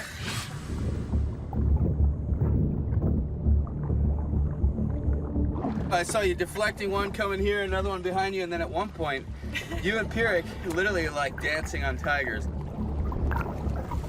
That was crazy, yeah? You two had your hands full there with two behind you. I was filming it all, looking behind me, like one arm in the camera, and then down deep there were more. I hear people on the boat saying, "Tiger, tiger!" See what I mean now? How they'll disappear, and then instead of just like one coming in, it's boom all at once. It's hard to handle that many sharks. It's true. It goes quiet, like everything evaporates, and then all the sharks just come back in force at the same time, like a little army. They are a little army. The 360 camera will give a full picture of what's going on. And it may hold clues as to why Kamakai was in the area and how she got so big. Here we go, 360 tiger sharks. This lagoon is full of surprises. Wow. Clearly this lagoon is loaded with tiger sharks. Young tiger sharks everywhere. All potential giants in the making. And strange behavior never before seen.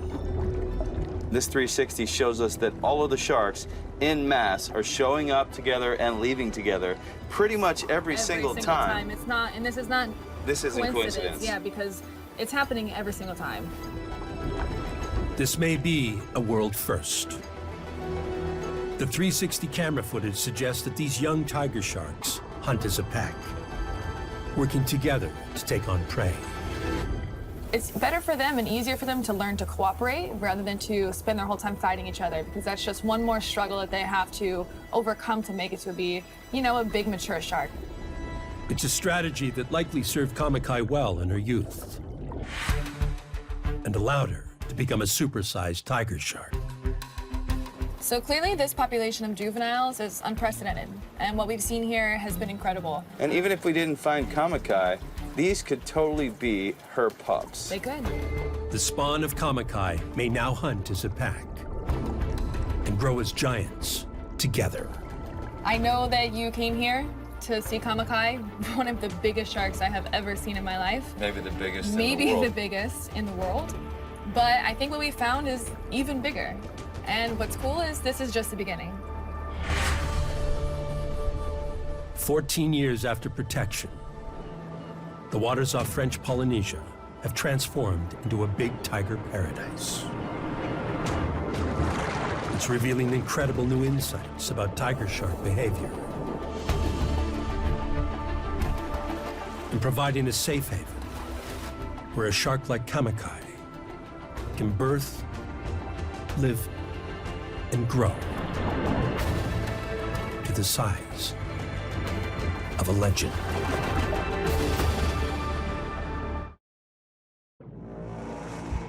The following program features trained professionals. Do not attempt what you are about to see. In 2013, cameras captured a glimpse of what's believed to be the largest great white shark ever recorded. Deep blue. She was never seen again until now. But that's just the beginning. What happened next was one of the most unbelievable shark encounters Coming right here, holy. of all time. My boat is sinking.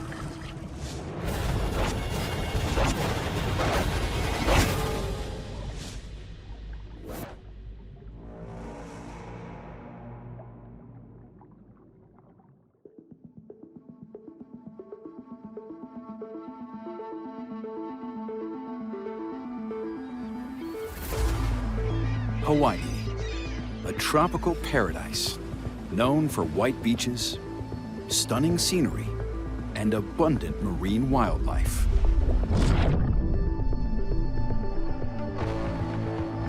Many shark species call these waters home.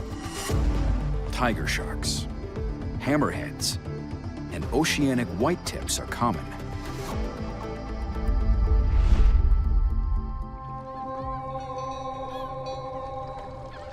But it's extremely rare to see a great white.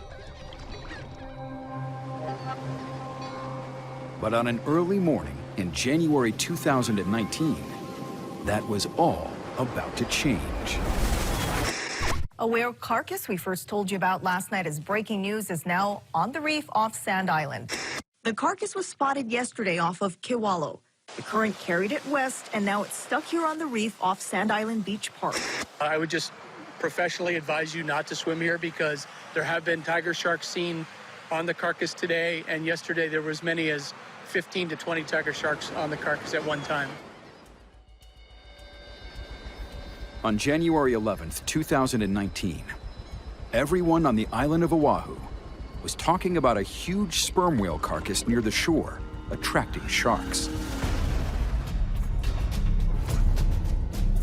An unusual sight for most, but for wildlife photographer Kimberly Jeffries and boat captain and diver Mark Moeller, it sounded like a chance to capture some amazing photos.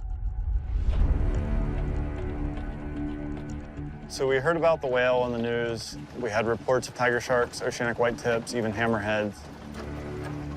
We wanted to get out as soon as we could, and by the time we made it out, the whale had already washed ashore right here at Sand Island. That's exactly where it was. It was beached right there on the sand next to the rocks. So we were kind of disappointed that we missed our chance.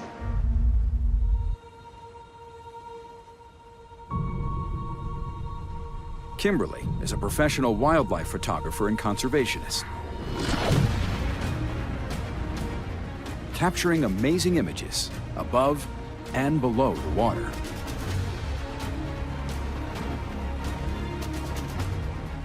She and her boyfriend, Mark, dedicate as much of their time as possible to their true passion, photographing and studying animals in the water.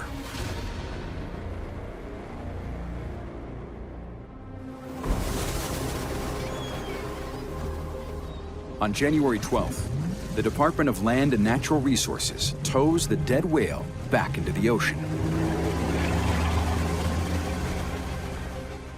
I was scanning the radio, and I heard reports that they had dropped the whale carcass 8 miles offshore. And I was like, let's go check it out. Excited for a second chance to see sharks feasting on the whale, the next morning, Kim, along with 2 other friends, Andrew Gray and boat captain Danny Roberts, set off in search of the carcass.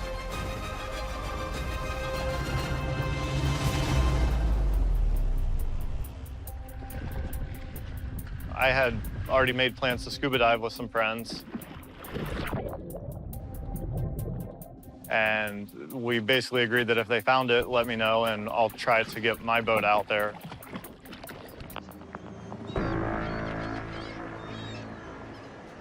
So we were out looking for the whale carcass. I did see something that looked white, almost like the water breaking in the distance. Turns out to be the carcass. We got about 100 meters off the whale and started gearing up. This is the moment they've been waiting for. A chance to see whatever might be lurking under the water, scavenging on the giant carcass. And at that point, tiger sharks started swimming up to our boat and checking us out. So we knew it was going to be a good dive.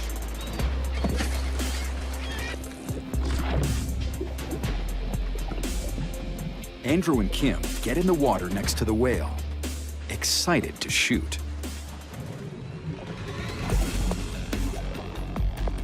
Tiger sharks are probably the apex predator around the Hawaiian Islands, and they'll eat everything. But when a dead whale shows up, it's like ringing the dinner bell for tiger sharks. So by and large, sharks don't consider humans food. We are simply not in their menu, and there's growing data sets to show that that's the case. But occasionally people do get bitten, and we don't really know why. One possibility is defense. They may actually bite people because they feel threatened. So getting in the water around these sharks is obviously a really cool experience, and the chances of being bitten are obviously low. But we never advise that for the public because that's a good way to become an accident.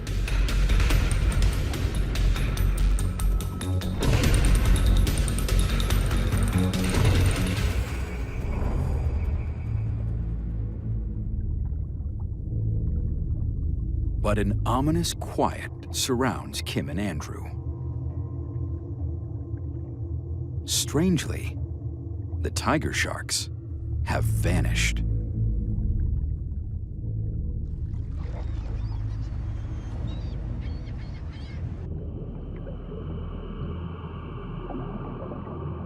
After only minutes in the water, Kim and Andrew discover the tiger sharks had a very good reason to leave quickly.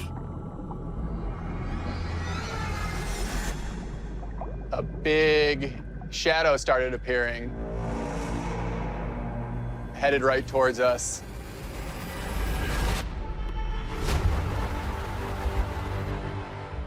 And I was thinking, what in the world is this? Because it was way bigger than any shark I'd expect.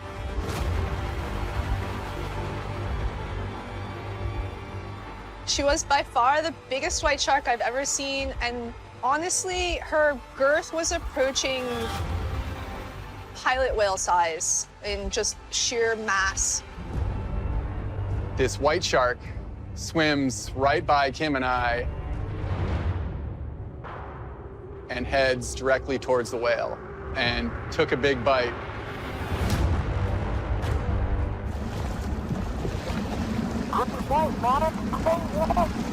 Andrew yells, "That's a white, you know, that's a great white." There it is. She is massive. I'm not gonna lie, I got chills ran up my spine, and that just changed the whole ball game. This thing is so big. As a marine biologist, Andrew calculates the size of marine animals for his job. I would estimate this shark at 6 meters. It's about 20 feet long.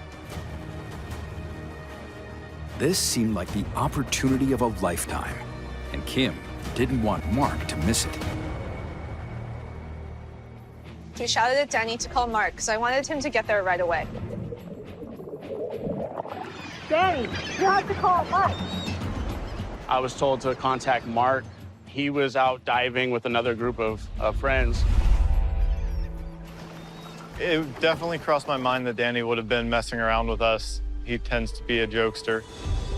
Once he gets the message, Mark jumps at the chance to see a great white, quickly heading his boat towards the whale carcass. Meanwhile, Kim and Andrew are having the diving experience of their lives.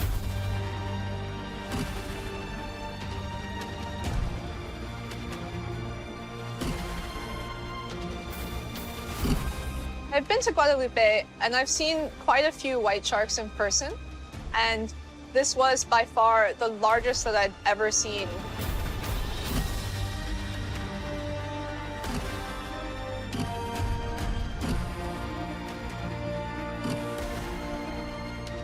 It was really surreal. Her pace was not what you would imagine. She was really just very stately in her movement and manner.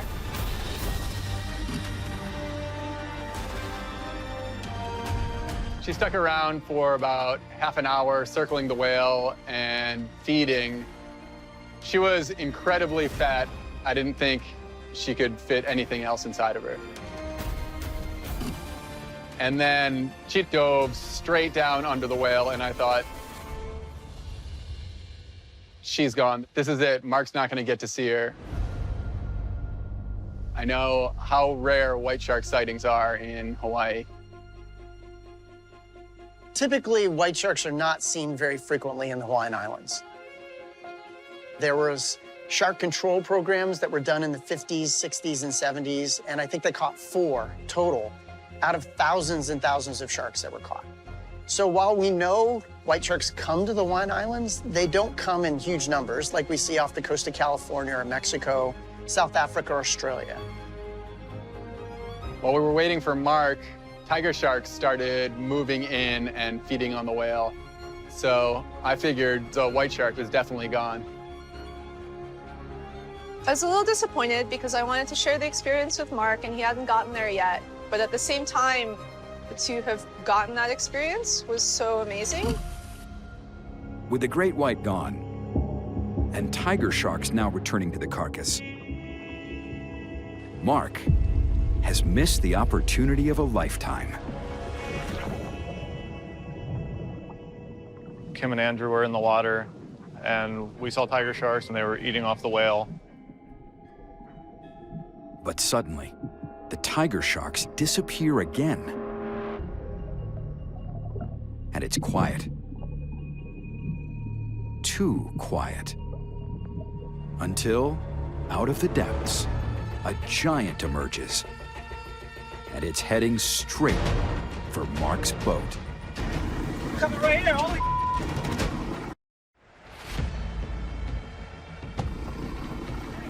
coming right here, holy A great white shark makes a surprise return to a whale carcass floating off the coast of Oahu, arriving just after photographer Mark Moeller jumps in the water to join fellow divers. I was on the boat and I already had my phone out. That's when I saw the shark coming up and I got footage of it.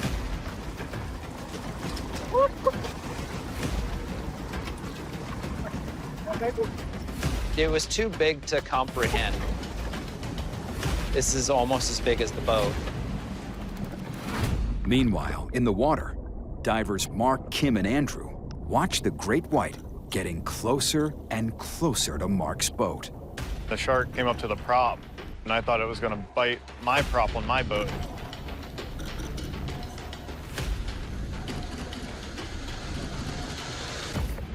But the great white shark decides rotting whale meat is a better meal and returns to the carcass. Most of the tiger sharks previously feasting on the carcass have fled the scene. One brave tiger shark stuck around and continued to feed. The tiger shark didn't feed for long, and after taking a bite or two, headed out. There is actually dining etiquette that we see in sharks. So smaller ones will get out of the way when bigger sharks show up.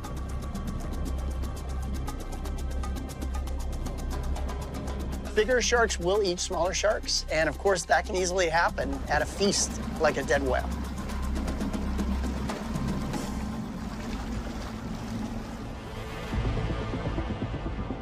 As the great white continues to chow down, the divers capture amazing footage. This was my first experience with white sharks. Couldn't believe what I was seeing. It was a really special experience.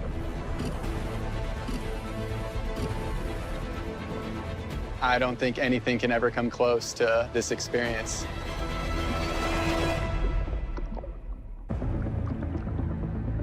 This is not only a lucky day for the divers, but a tremendous opportunity for the white shark. If a shark had a choice between trying to chase down a tuna or take down a whale, especially one that's already dead, that's free. Didn't have to do anything to catch it or kill it. It just gets to eat. And the number of calories it can acquire off a whale compared to a tuna are threefold. Clearly, this shark is making the most of this lucky break, filling her immense body with as much whale meat as possible. This thing is so big. The girth on that shark was just incredible. It was probably as wide as my arm span. With such a big belly and voracious appetite, could she be eating for two? Could she be pregnant? It's possible that she's been out for a year and a half. She could be carrying a womb full of close-to-term pups and getting ready to make her migration back to coastal California or Mexico to give birth. White sharks typically have between 2 to 10 pups, but can have up to 14 shark babies.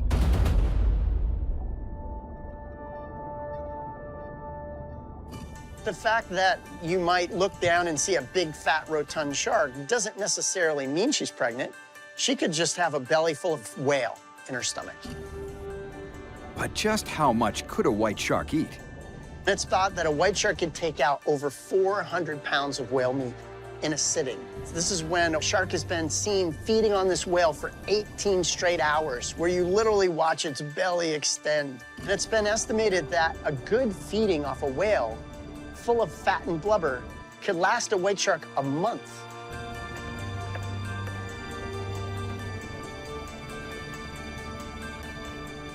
So again, we can't use how big their Buddha belly full of whale meat is to determine whether they're pregnant or not. The only way we can tell if a white shark is pregnant for sure is either take some blood and look at sex hormones in her blood, or determine whether that shark has been along the California coast and we've been able to track her movements.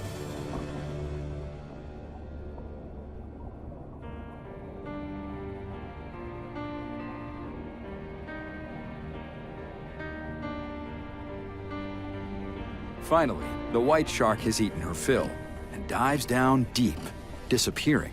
We stuck around for a while, hoping she'd come back.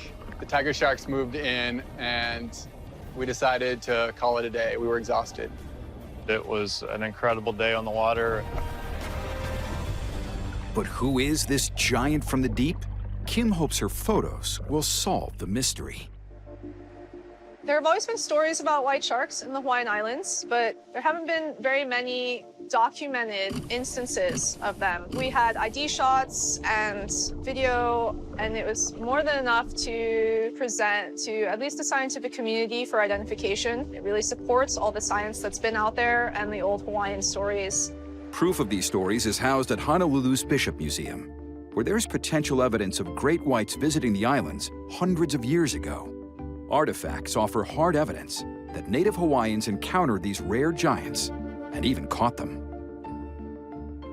There's a connection to great white sharks because in the tools that are made, it is the large tooth of a great white that is specific to a weapon or to a cutting implement. And we have those in our collection to date. We have our weapons case with examples of native Hawaiian weapons, mea kaua. And what we see are a variety of things that are meant to poke, to prod, to hit, to smash. Weapons that are made using shark teeth and specifically great white shark teeth. And this one is very special. The ring slips around the finger and it can actually be held in the hand. And so it's used for striking in soft areas.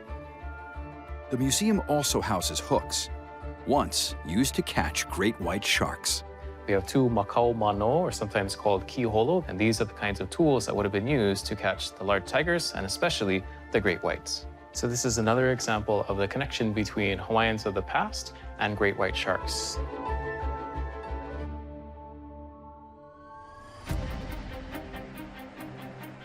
While great white sharks have a history of visiting Hawaii, Kim, Mark, and Andrew are about to discover they've just seen perhaps the largest white shark in the world.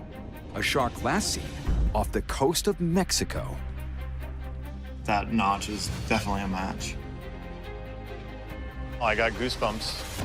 But there's more than one massive surprise awaiting them back out in the water.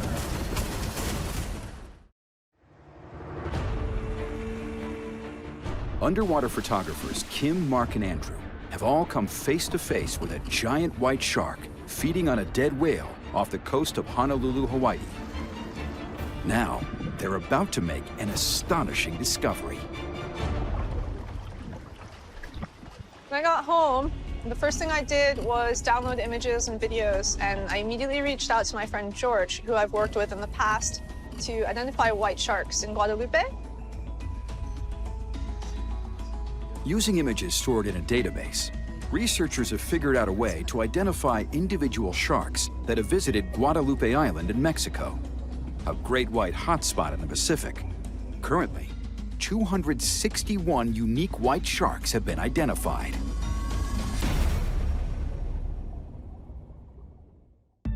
So it turns out white sharks have unique markings that enable us to identify them based on the white and gray markings along the side of their body, along their gills, along their tail. And of course, over the years, they acquire unique scars. During mating, they quite often bite each other. In addition, they'll compete with each other over food, or sometimes the things that they eat will fight back. So those unique scars and unique markings have been used by researchers to identify individuals. When shark photographer George Probst gets Kim's photos, he can't believe what he sees. With the help of the Marine Conservation Science Institute, he makes a startling conclusion. He responded that we had possibly seen deep blue, to which I said, "You're off your rocker, George, and you've seen too many white sharks at this point. Just, you're crazy." In 2013, off the coast of Guadalupe Island, Mexico, photographer Michael Meyer films possibly the largest great white shark ever caught on camera. Local shark researcher Mauricio Hoyos names her Deep Blue. Experts at the time estimated her to be 20 feet long and 50 years old. But the short encounter left many questions.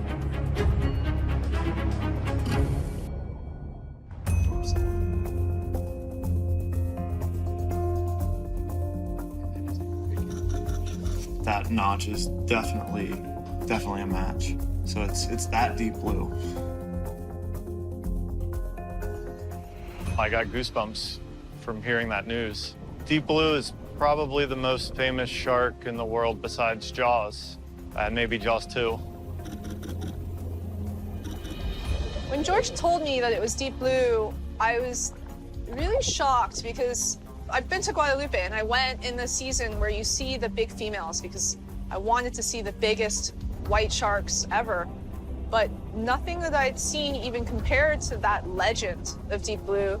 So having the chance to see deep blue so far away from Guadalupe in Hawaii was just absolutely flabbergasting. Using photos like Kim's, scientists can now better calculate deep blue's size. One of the ways we go about measuring animals are, of course, if we can catch them, we can put a tape measure on their nose all the way to the tip of their tail, and we can come up with a really accurate measurement of that shark. Now, obviously, you can't catch all sharks, so another technique that scientists use to measure sharks are having something in a frame that gives us a calibration. Like a diver, for example, in a frame right next to a shark can be used as a calibration to estimate her size. If we know how big the diver is, we can estimate how big the shark is. With Kim as a reference, deep blue is at least 20 feet long. But what was deep blue doing here in Hawaii in 2019, 6 years after being spotted off of Guadalupe Island? Back before there was shark tracking technology, shark biologist Leighton Taylor had a theory. I did a lot of work in the Hawaiian Islands with sharks. I made a solid guess at white sharks probably migrated here from the West Coast. Today, technology proves some white sharks do make the long journey from the mainland to Hawaii. What other researchers have found is that adult sharks, some of which have been tagged in California, have been detected along the Hawaiian Islands. While there's not a high number of sharks that have been shown to do that, there are some.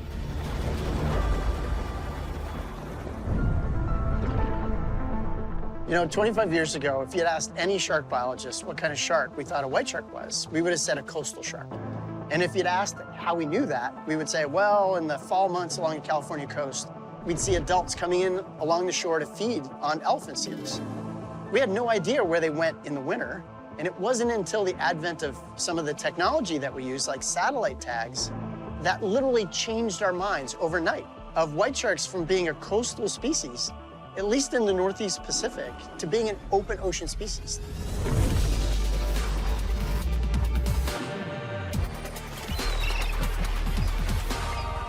Most of the sharks that have been tagged and tracked, some have been tagged on the Farallon, some have been tagged at Guadalupe. We see very little movement of those sharks between those two locations. They tend to all go out to the same place, kind of in the middle of the Pacific. Researchers coined this area, kind of halfway between Hawaii and Baja, the shared offshore foraging area.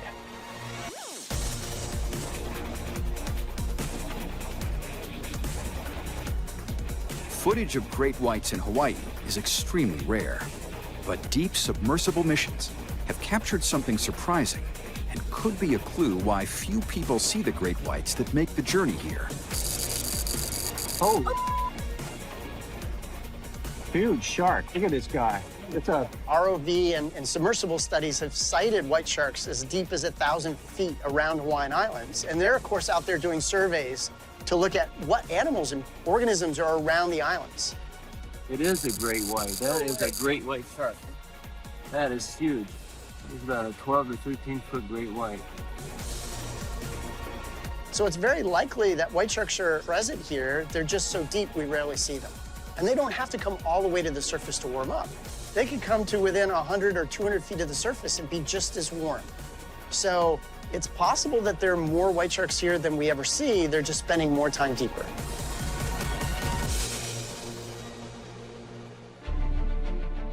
If Deep Blue swam from Guadalupe Island to Hawaii, she would have covered over 2,400 miles, a remarkable distance.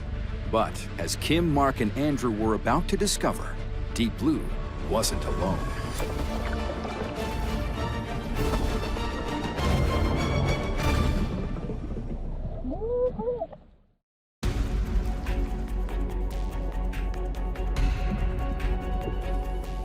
After learning they had filmed what's believed to be the largest great white shark in the world, feeding on a dead whale off the coast of Honolulu, Hawaii, underwater photographers Kim, Mark, and Andrew head out, hoping to find the carcass again. The next morning, Mark and Andrew and I went back out just to look for the whale again. The only issue was how much it had actually drifted over the course of the night. We drove for about 6 hours looking for it and couldn't find it until the end of the day.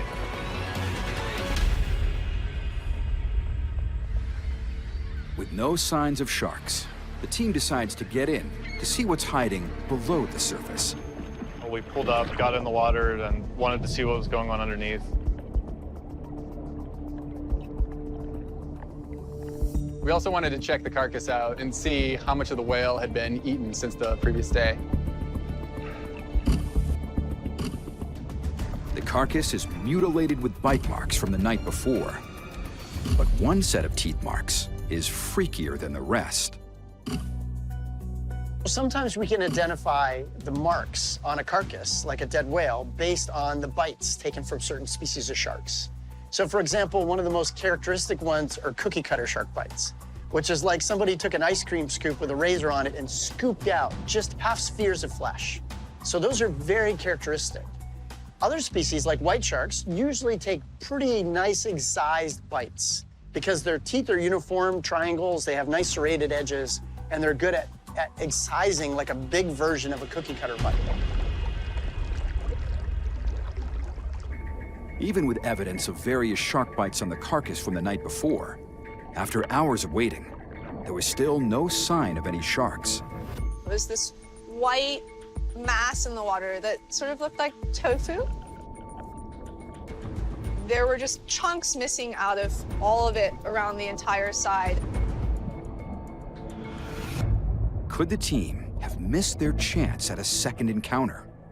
So the one thing that we think we know about whale carcasses and feasts for sharks is that they have an expiration date. If they're freshly dead, they'll start to float. There are carcasses that you'll see that seem to be just right, and it lures sharks to them like a huge dinner bell. But then there's a period where they actually get too nasty, I think, and sharks stop feeding on them. So maybe the fat is putrefying, maybe all the good fat is gone, all the good parts are gone, and they lose interest.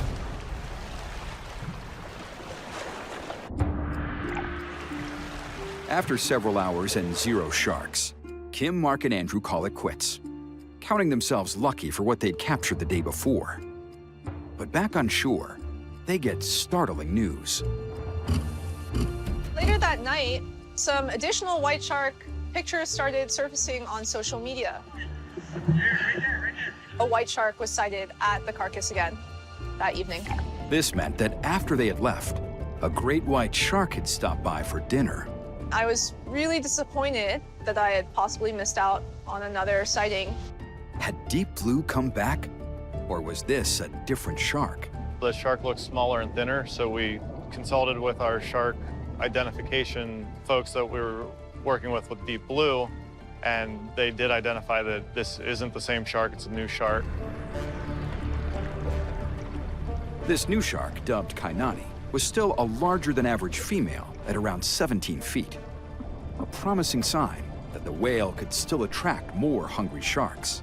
After learning about the new sighting, it really pushed us to go out the next day.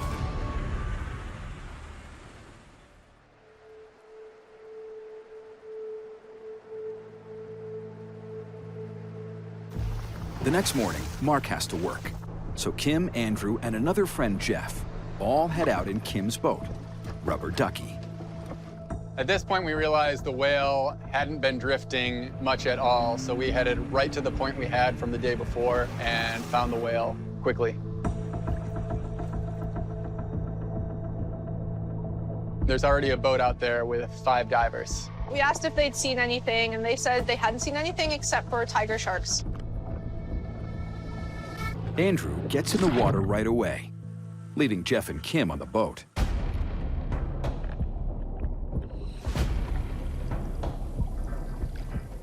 I told Jeff I was gonna pop in the water to go to the bathroom.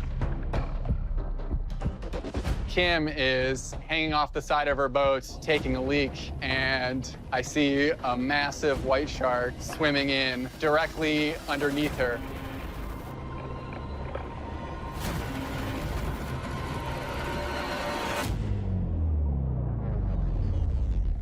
I poke my head above the water and say, "Hey guys, there's a shark under your boat." And I said, yeah, whatever, no big deal. Because they'd only seen tiger sharks in the area until then.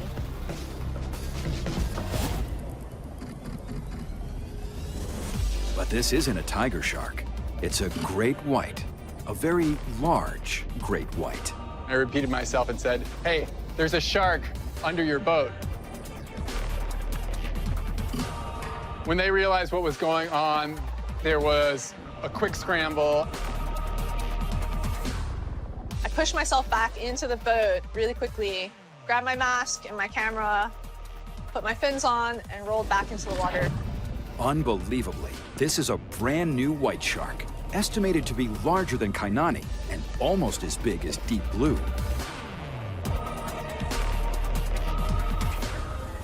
And she's hungry too. But this shark takes a bite out of the wrong thing. My boat is sinking.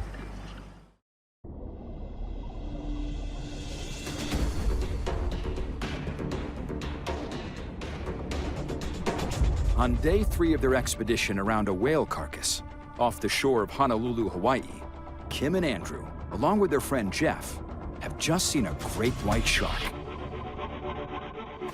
And this one has a big appetite. I wasn't sure whether or not it was Deep Blue or not. This was a really large shark that, at first, I did not think was a different individual. She was incredibly huge and just incredibly majestic. She started feeding and swimming around. She was a little bit more inquisitive than Deep Blue, which was one of the first indicators to me that something was slightly different. It was indeed a brand new great white shark that had never been recorded before. A large 18-foot female that was identified through Kim's photographs. I got to name it as a result of taking pictures and presenting it to be identified. And so I named her Howley Girl as a tribute to the Hawaiian culture and a white visitor to our islands. It's possible that this shark has never encountered humans before, especially when you see that she's unidentified and not in any databases. So I think she was just really curious and wanted to check us out and learn something new herself. Sharks are some of the most intelligent and inquisitive animals that I've spent time with in the ocean. They have different personalities and behaviors that are unique to each of them.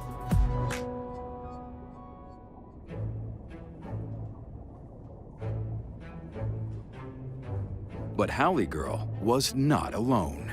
This shark was being escorted by 2 rough-toothed dolphins that were essentially swimming around her, and it looked like they were playing with her. It was interesting because before they showed up, I could have sworn that I heard dolphins in the water, but I was like, no, we're way too far offshore. That's not possible. Rough-toothed dolphins on their own are an uncommon sight here, and now we have 2 of these animals playing around with a white shark. To see them swim around with the white shark for so long was just an absolutely incredible experience.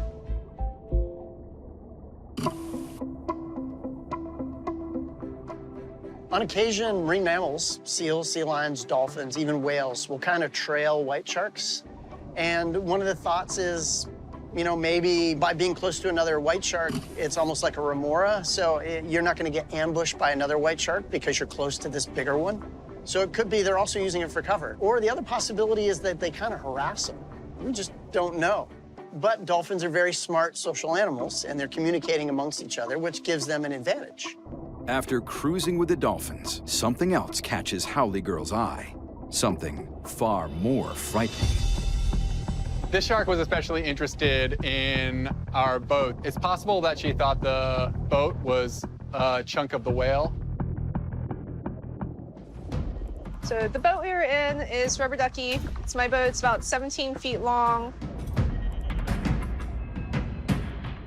a comparable size to Howley Girl. It has sponsons around the side of it that are filled with air and a hard hull. This shark would repeatedly come up and nose the sponsons.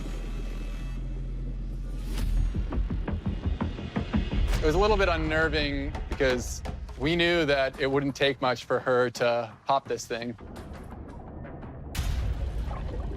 If she takes too big a bite, she could sink the boat. She gave a little test nibble on the starboard side, and that's when she popped one of the tubes. We hear air hissing out. It must have been just a couple minutes before she came back to the same area, took a nice bite, and made a big gash right into it. I swim up to the hole to assess the damage, and that part of the boat is completely flat. I can stick my entire arm right inside of it. At this point, we were 8 miles offshore. My boat is sinking.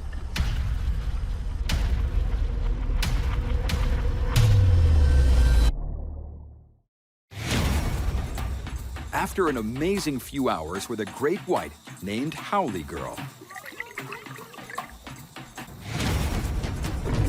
Kim's boat, Rubber Ducky, has been bitten by the shark and started to deflate.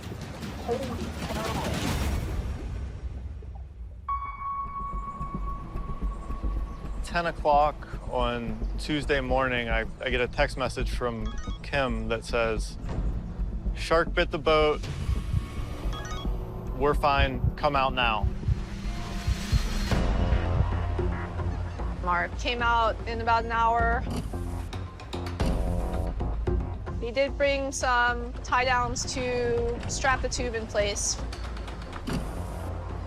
So not long after I had checked their boat out and threw some supplies on it to strap the torn pontoon up, we saw that the shark was coming in behind the boat that I brought out. And that's when I got the really cool picture from the surface of Kim in the water right in front of Howley Girl.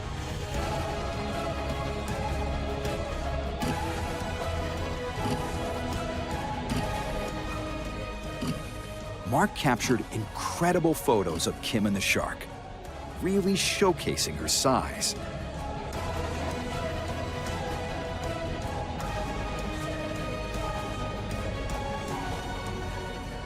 After swimming around us for hours, she eventually took off.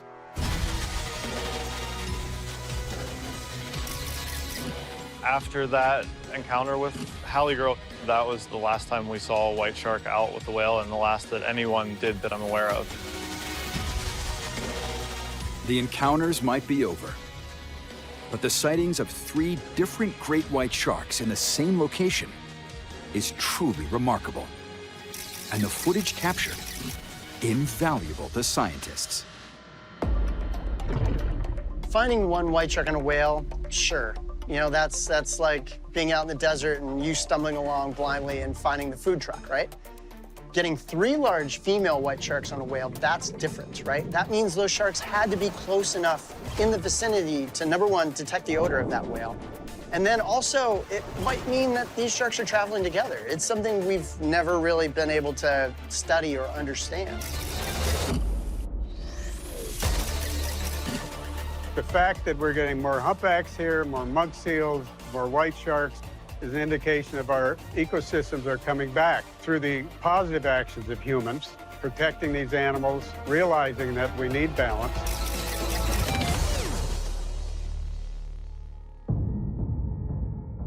The white shark population has probably been reduced for over 100 years due to loss of their favorite food and overhunting. So now that white sharks are coming back, we don't know whether the patterns we're seeing now are the patterns that were always there or whether they're new patterns as the population grows. Did the team film the world's biggest known great white shark? Quite possibly. But they definitely encountered the 3 largest white sharks ever recorded in Hawaii, giving hope that an even larger shark might be hiding somewhere in the deep. I'm bigger than this.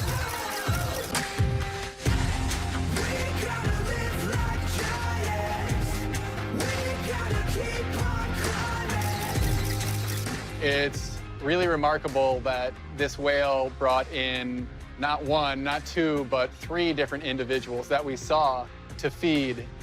I know how rare white shark sightings are in Hawaii, and this experience was absolutely incredible.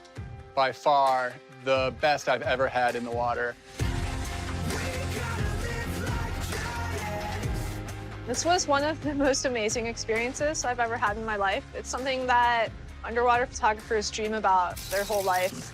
There have always been legends of white sharks in Hawaii, but to actually have gotten the chance to see one and then ultimately getting to name one was just absolutely incredible. It's mind-blowing. It was an amazing experience. It was rare. We got some incredible footage of it. We got to identify 3 unique white sharks in Hawaii. We got a very personal experience. We really wanted to tell our story and really share this amazing experience and how special it was to us.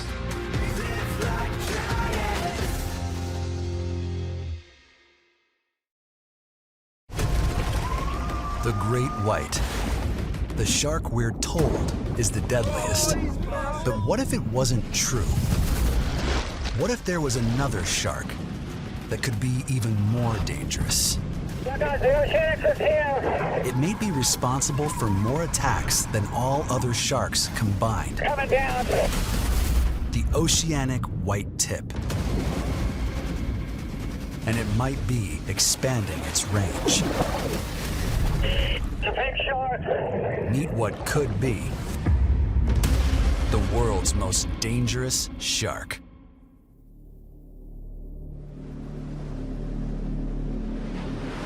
The coastlines of the world are ground zero for most encounters between humans and sharks. The hunting grounds of notorious predators like the bull shark, tiger, and great white.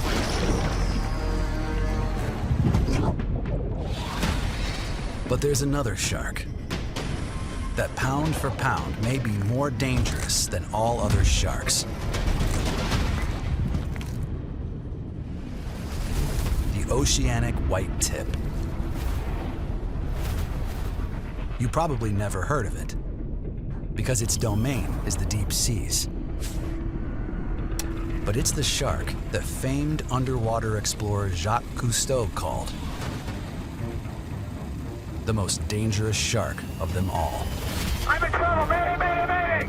When a plane crashes or boat sinks in the open sea, the oceanics often show up, earning the name the shipwreck shark. By some estimates, over 1,000 survivors from plane crashes and shipwrecks have been killed by the Oceanic. More than the great white, bull, and tiger sharks combined. One of the prime spots for the Oceanic is 10 miles off the Bahamas.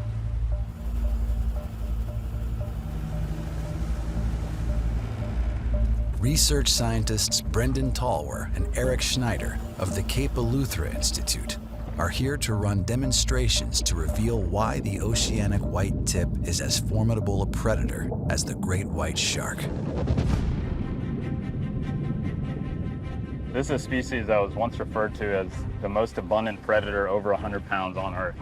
They're basically very inquisitive sharks. You know, they live in a place where food is scarce, and so when they get the chance to investigate something and figure out what it is, they're usually interested in that. The first demonstration they'll run to show the Oceanic skills is how they react to sound. Like most sharks, Oceanics have exceptional hearing. They don't have shoreline buffets full of seals like the great white, or reefs of fish like tigers and bulls. they survive in the middle of nowhere. The ocean is similar in a lot of ways to a desert ecosystem, but I think the connotation with that is that there's nothing out there. There's no life, there's no nutrients. There's actually a lot out here. It's just really spread out. Sharks usually respond to the sound of splashes, fish in distress. But the Oceanic will often investigate new noises. These pelagic sharks out in the open ocean, they're using a number of different senses to try to find their prey. Hearing may be the Oceanic's longest range sense, better than sight or smell. The sounds of boat engines or loud crashes travel for miles out at sea. Can this be a cue that attracts an Oceanic shark, leading them to people?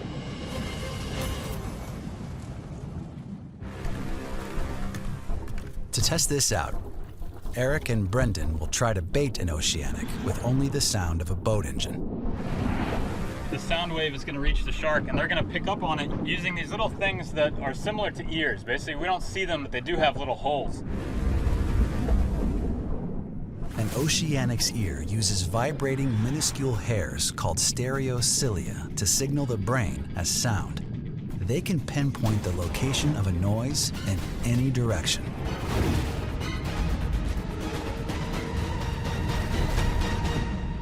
An underwater loudspeaker will broadcast the sound of a propeller and its diesel rumble.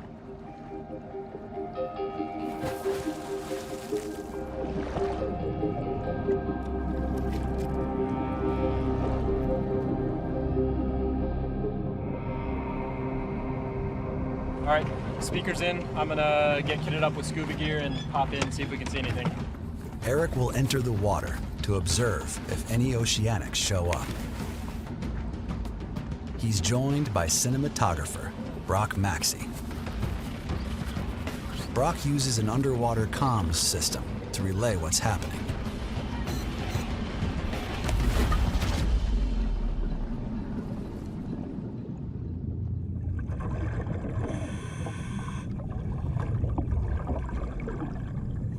Brendan oversees the dive from the surface. Get the speaker on and hit play.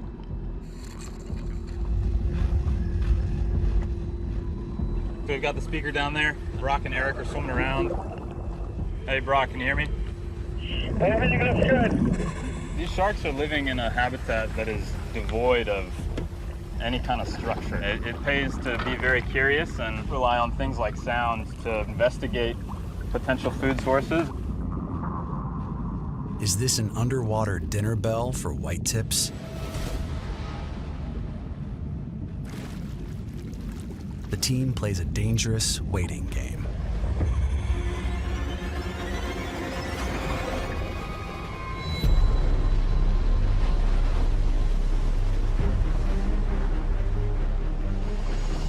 An ocean away, in Hawaii, another team of researchers are on a mission to find oceanic white tips. Marine biologist Dr. Yannis Papastamatiu and PhD candidate Sarah Luongo want to discover how the Oceanic finds food away from the fish-filled reefs. Oceanic white tip sharks are actually my absolute favorite shark. And to me, what I admire the most about them is that they live in essentially the oceanic equivalent of the desert. They live in an environment where there's not much food, it's not easy to make a living.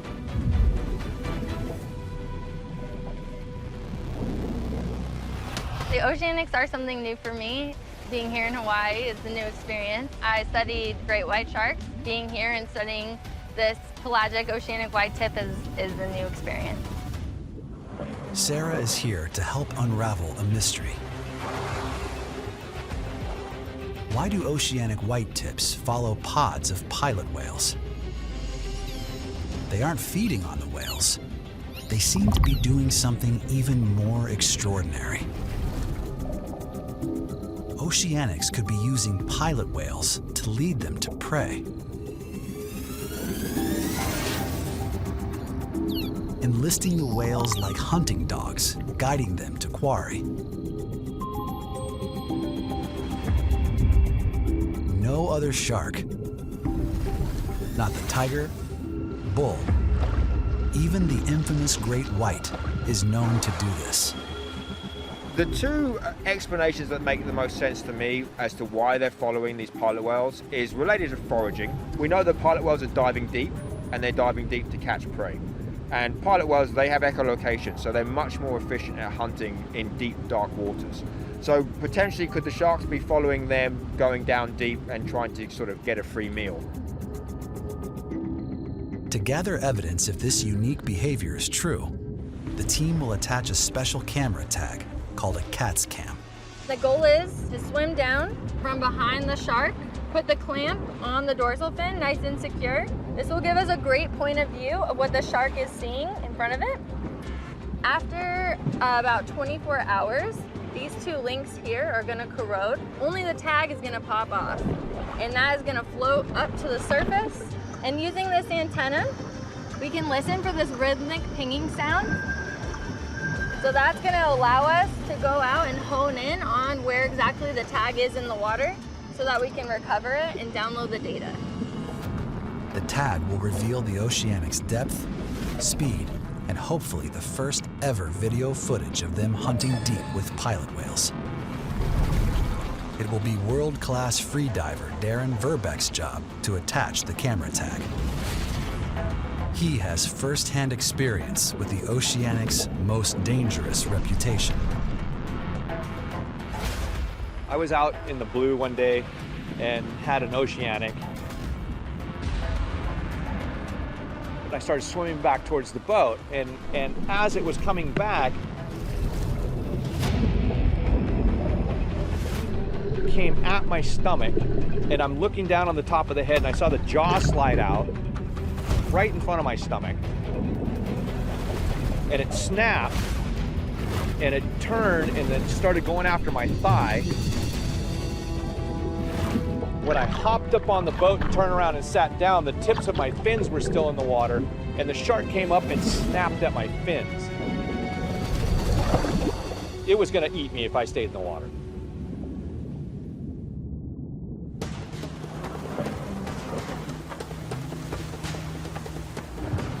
The team joins Colin Cornforth of the Cascadia Research Collective. They've been tracking pilot whales in the area. Okay, so 1,500 meters, we're way off the reef, so we're in Oceanic White Tip habitat now. We know they like deep water, generally the upper 200 meters of the water column. So let's go and find some pilot whales and then hopefully some sharks.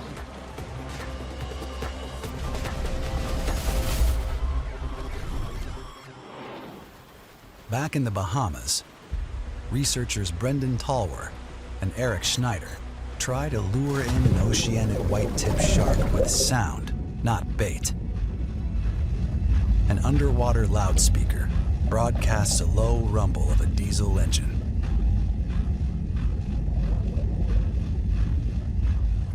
Eric is on alert.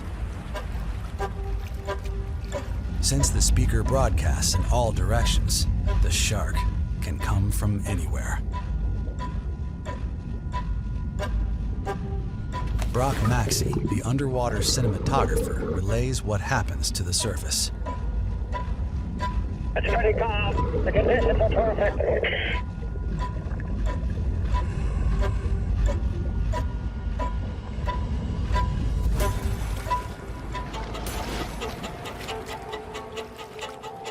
A familiar airplane shape appears. Look out, the Oceanic is here.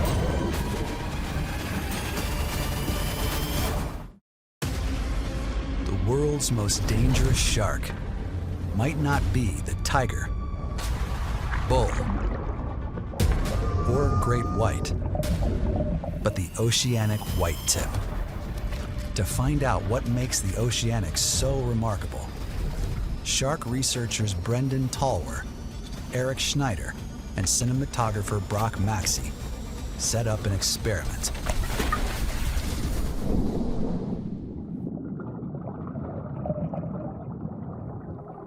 the team tries to lure in an oceanic through the low-frequency sound of a boat engine, a noise not usually known to attract sharks. But the ability to key into new noises makes the oceanic a fearsome hunter. Eric is there to observe.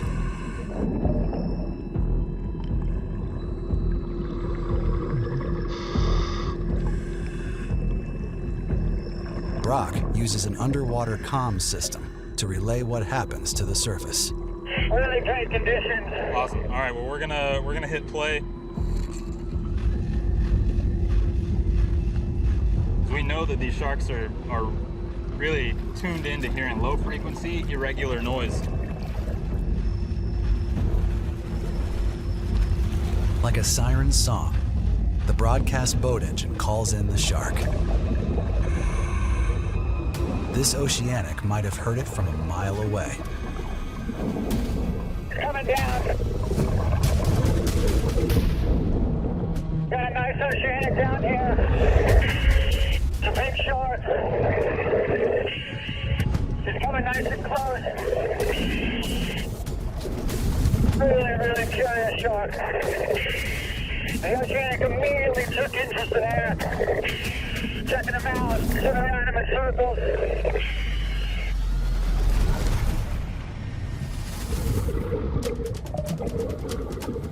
Oceanic White Tip is still here. It's still being active, but we're running low on air. So Eric and I are going to surface.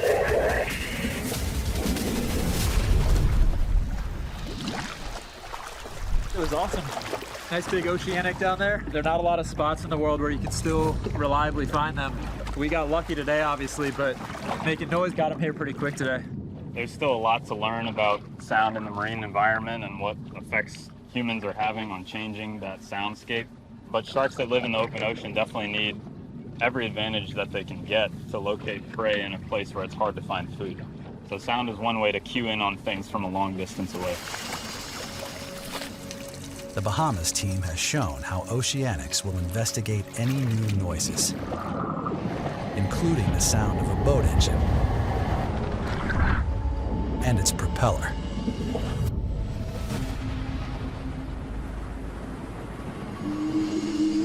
Back in Hawaii, Dr. Giannis Papastamatiu and PhD candidate Sarah Luongo want to attach a camera on an oceanic white tip shark that may be using pilot whales to help them hunt. Something no other shark is known to do, not even the great white.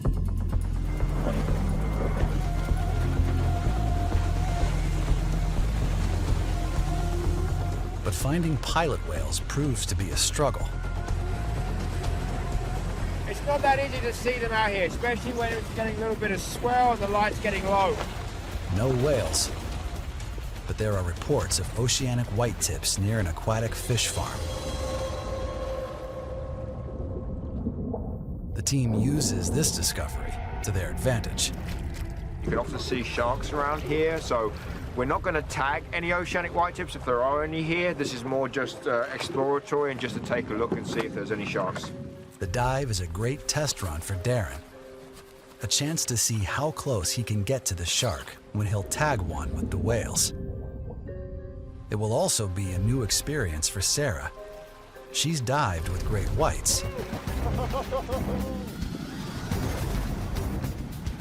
But this will be her first time swimming with oceanics. It's definitely easy to look at a shark and be intimidated by it, but when I look at a shark, I just see, you know, a beautiful, incredible predator that is just trying to make its way through life.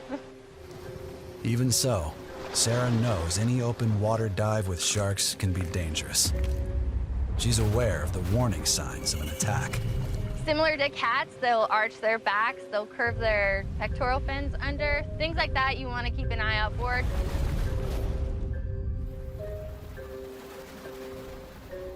If you see a shark and I don't see it, I need you to do something. I need you to yell shark through your snorkel as loud as you can, and then point at it. And don't take your eye off of it.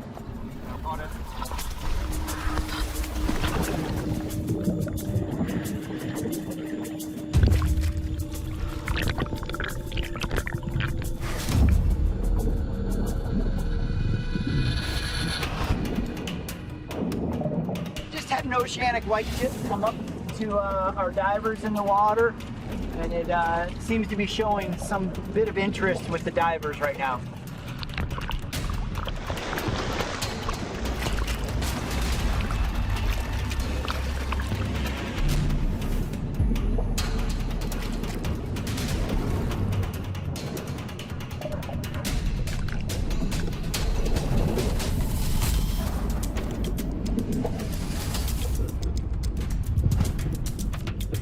It's clear Darren won't have to chase the sharks to put on a tag.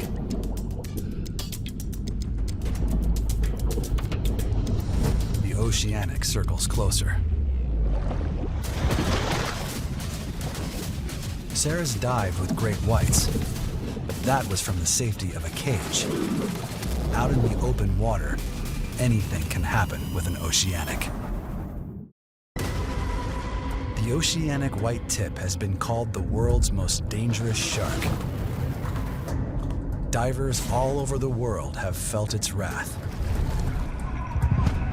It could be responsible for over 1,000 human fatalities, more than all other sharks combined, including the great white. But little is known how this apex predator hunts prey in the open ocean, far from fish-filled reefs.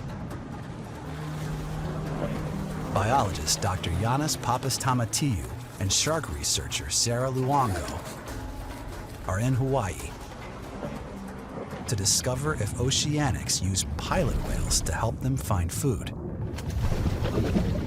Step 1 is an exploratory dive with a pair of oceanics. It's researcher Sarah Luongo's first time swimming with the Oceanic. Right now we are just observing these sharks.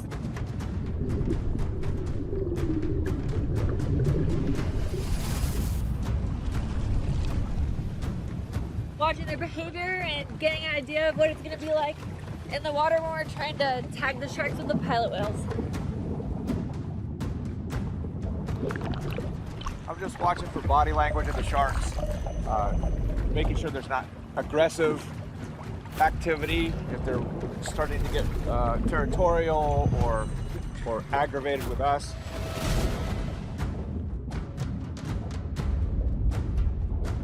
The sharks realize the team isn't food and disappear into the blue. The dive was a great test for how close Darren can get. It was also a memorable first dive with Oceanics for Sarah. It was incredible. It was awesome to see them in the water. They're one of the most beautiful sharks I've ever seen, and it was great to be face to face. One of them was swimming with some pilot fish, which is one of my favorite things to see. They've seen pilot fish. Now they need to find the pilot whales and deploy a camera tag on the shark. It could provide evidence of the Oceanic White Tip doing something no other shark is known to do, not even the great white. Use a whale to help it find prey.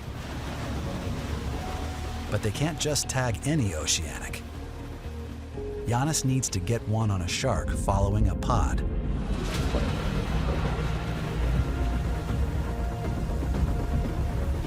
When we're out looking for the whales on the water, it can be very challenging. We're just trying to see any kind of movement on the water that could indicate that there's whales and sharks there.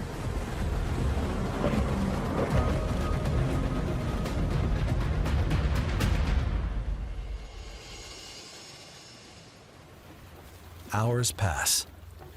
The tedium outweighed only by the drudgery of the search. And then...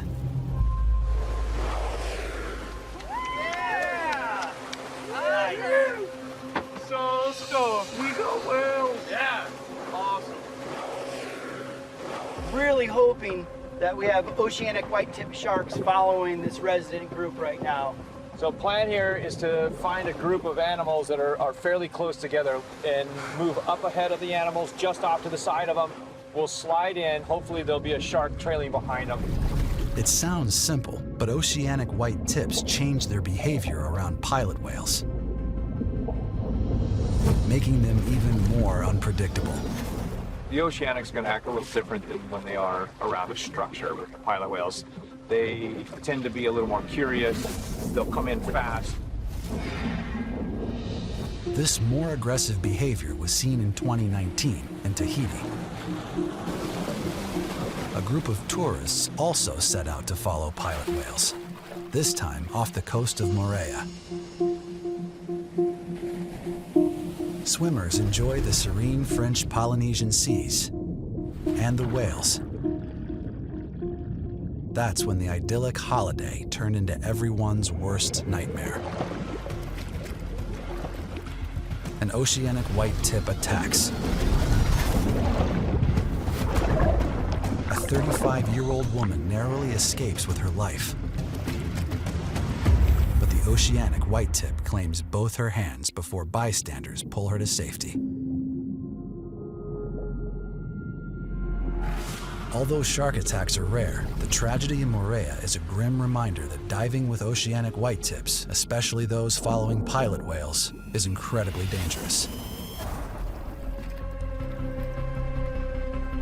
Yeah, so Darren will be the one to try to get the tag on, and you just always want to make sure that someone's watching his back, just in case there's another shark that might be coming up behind. So that's going to be my job, is just to basically provide safety. I'm excited to get in, my adrenaline's going, and hopefully watch Darren get a tag out. If you see a shark, don't take your eye off of it.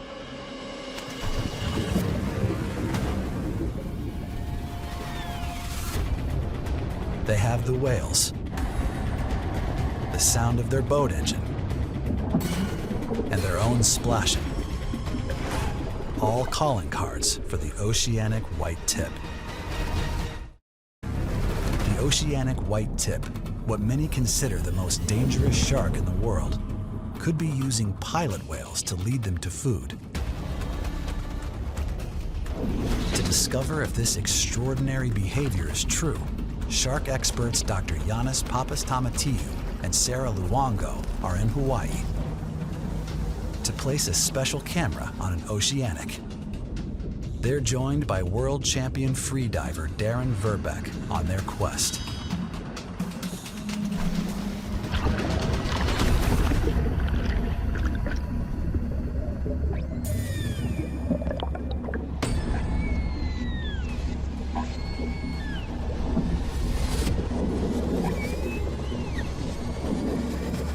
Finally, a large pod of up to 20 whales.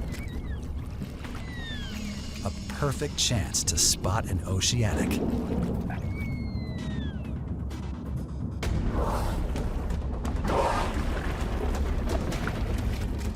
He's doing a surface interval, basically oxygen enriching his blood before he potentially will go back down diving in the deep to feed on squid.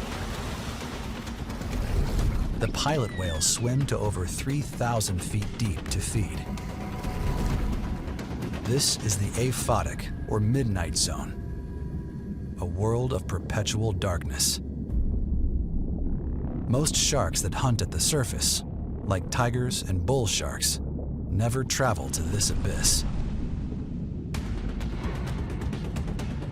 Great whites are one of the few that can hunt down here. And so can the oceanic white tip. Oceanic white tips, we know out here, for example, they'll go to 600 meters. In other places, they'll dive to 1,000 meters. And down at those depths, there's certainly no light. So it's going to be complete darkness for them. So they're going to be relying on other sensors. And it's also really cold, even for these sharks. Luckily, this whale pod is still on the surface.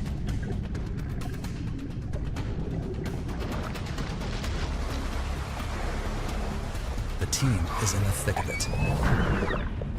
They have the whales.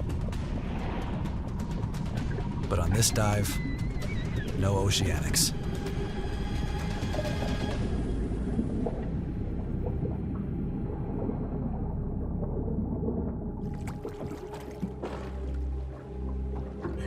So we had a nice pod of pilot whales that came right underneath us. Unfortunately, there was no sharks, which again, you don't always see sharks with these pods. And actually, one of the things we'd like to know is what makes one pod attracted to sharks and not another?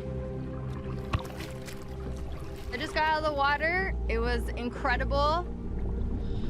There was a lot of action going on down there. We didn't see any oceanics that decided to join this pod, so we're gonna have to keep searching and hopefully the next pod will have some.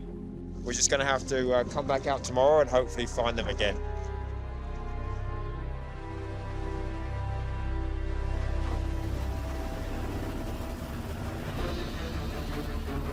Off the Bahamas,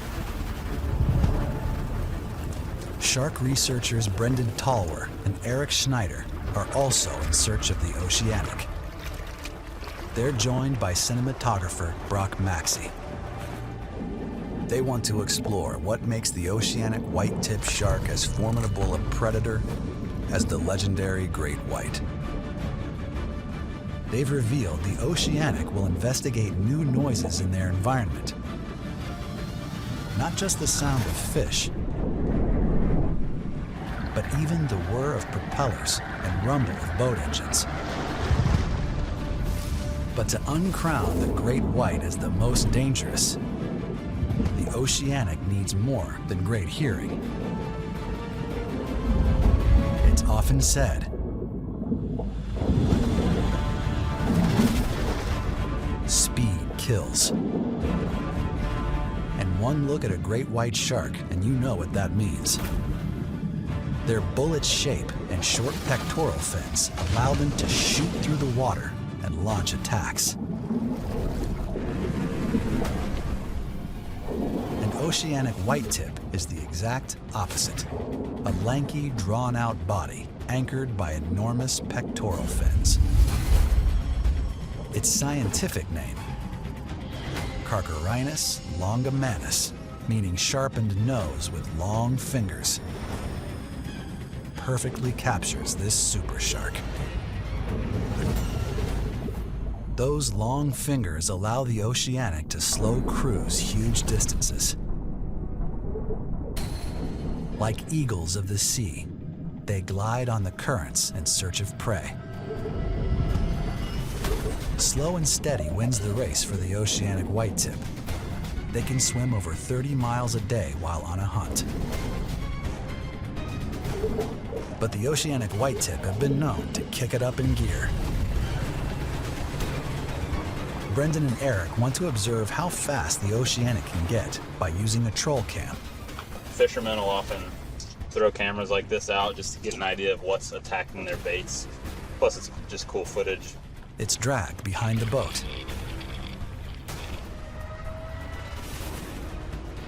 They rev up the speed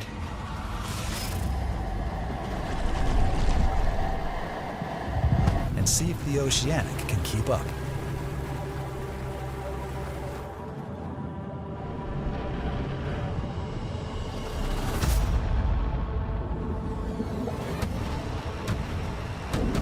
The Oceanic easily showcases its sped-up nature.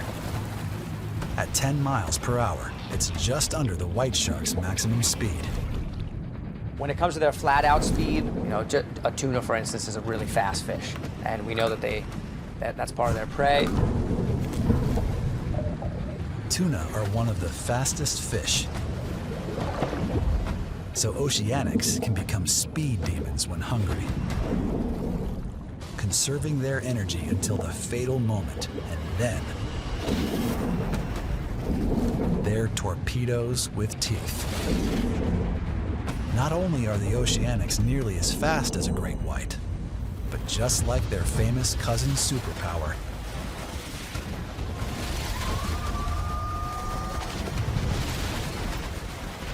Oceanic White Tips can go airborne too. The Oceanic White Tip, sometimes called the world's most dangerous shark, has a deadly array of weapons to track and kill prey. Shark researchers Brendan Talwer, Eric Schneider, and cameraman Brock Maxey have shown how the Oceanic uses speed to launch their attacks. A special troll camera highlights their incredible burst velocity.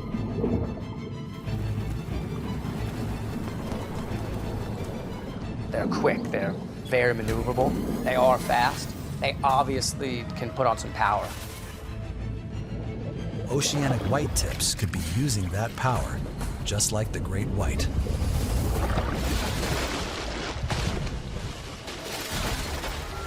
Everyone knows about the white shark's aerial gymnastics.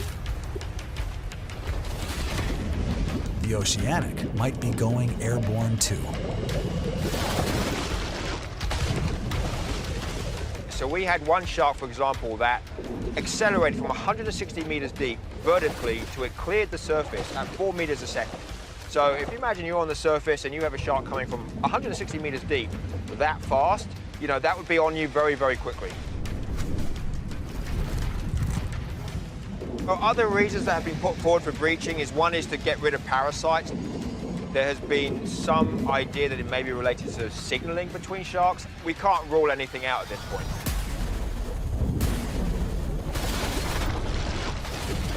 The Oceanic is competitive with the great white. And hearing, speed, leaping, and diving to extraordinary depths in search of food. But there might be one thing the Oceanic does that the great white doesn't. Use another species to find prey.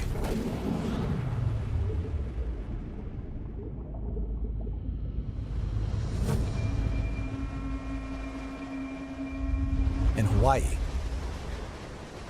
the team searches for oceanic white tips trailing a pod of pilot whales.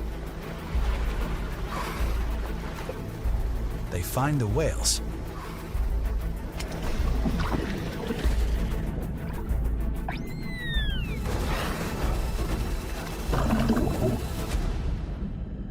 but no sharks. They decide on a new plan. Find a shark and place the camera tag on a solitary Oceanic in the hope it connects with a nearby pod.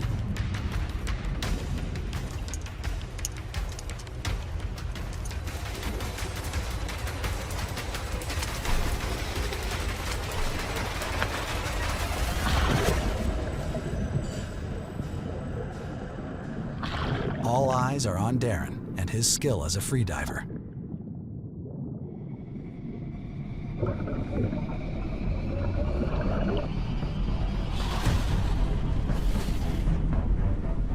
Trying to clamp a camera package onto a dorsal fin of an Oceanic, a free-swimming Oceanic shark, is going to be extremely dangerous.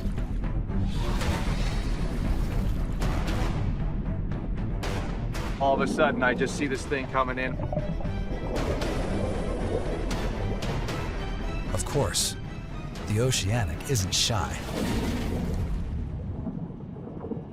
And it just kept getting bigger and bigger and bigger.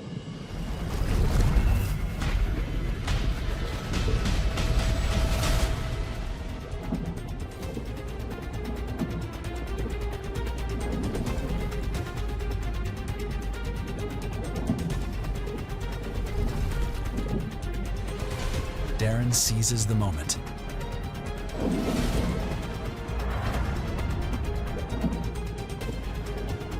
The missed tag is the least of Darren's worries. I turned around and I looked off to the side and another smaller one was coming in.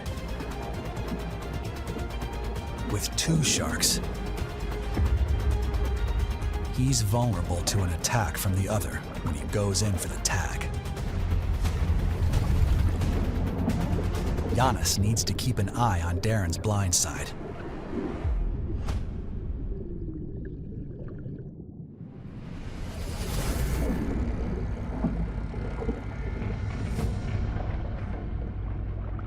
One last chance.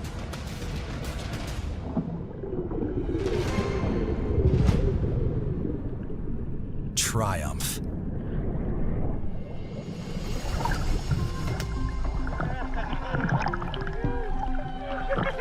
Yeah! Awesome! Yeah! Woo! Got the tag on! Nice! The team celebrates, but it's a short-lived victory. The next challenge comes the following day. They need to retrieve the camera after the clamp dissolves and floats to the surface. Sarah and Giannis's task is nearly impossible. Find a camera tag in the world's biggest ocean.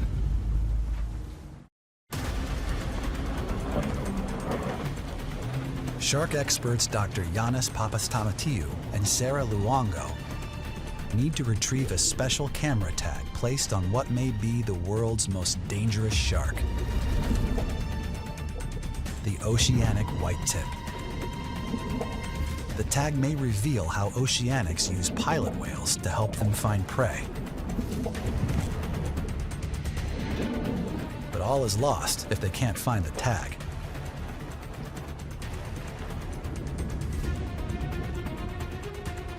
They track it through a radio signal.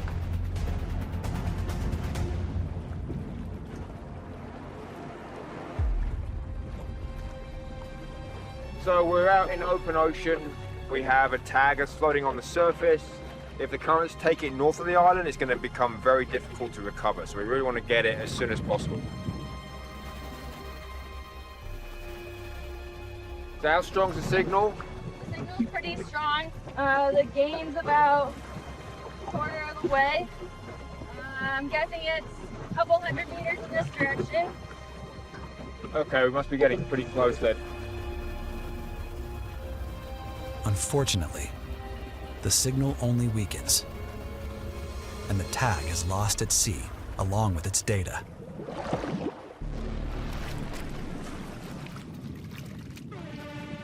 But luckily, a photo Darren Verbeck took provides a clue into the oceanic's behavior.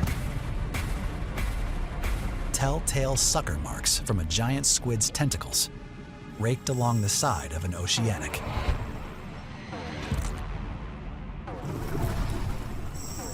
We don't know, again, if they are following the pilot whales down deep and using the pilot whales to find the prey. For example, the pilot whales, again, they have echolocation, so they're very efficient hunters down in the deep where it's dark. They could be finding patches of squid, for example. So prey down there is often going to occur in patches. So if you get in on a patch, you might be able to get quite a few prey items within a short period of time. But the oceanic might be taking its super skills to find prey in new hunting grounds. The Oceanic White Tips is really, it's a tropical or subtropical species, but something to consider is that as we face changing climates, that means that water temperatures are changing and then generally getting warmer. So we may start to see, for example, reports of Oceanic White Tips extending further north as some of those waters start to warm up. So the distribution of these animals may start to change over the next several decades. Incredibly, they've been spotted off the coast of Sweden. An oceanic even attacked a boat off of Cornwall, England.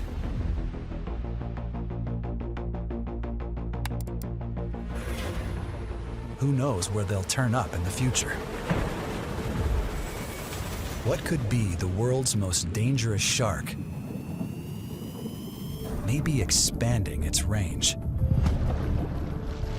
Its extraordinary abilities, from surviving out in the open ocean to maybe using whales to find prey, might make it the ultimate predator to be reckoned with. I try to avoid terms like smart, because those are human terms. And when you interact with them, when you see them in the wild, again, you can see them looking at you. You can just sort of get this feeling that these animals are checking you out. And there's something going on behind them. But what might be the most dangerous shark could also be one of the most endangered sharks.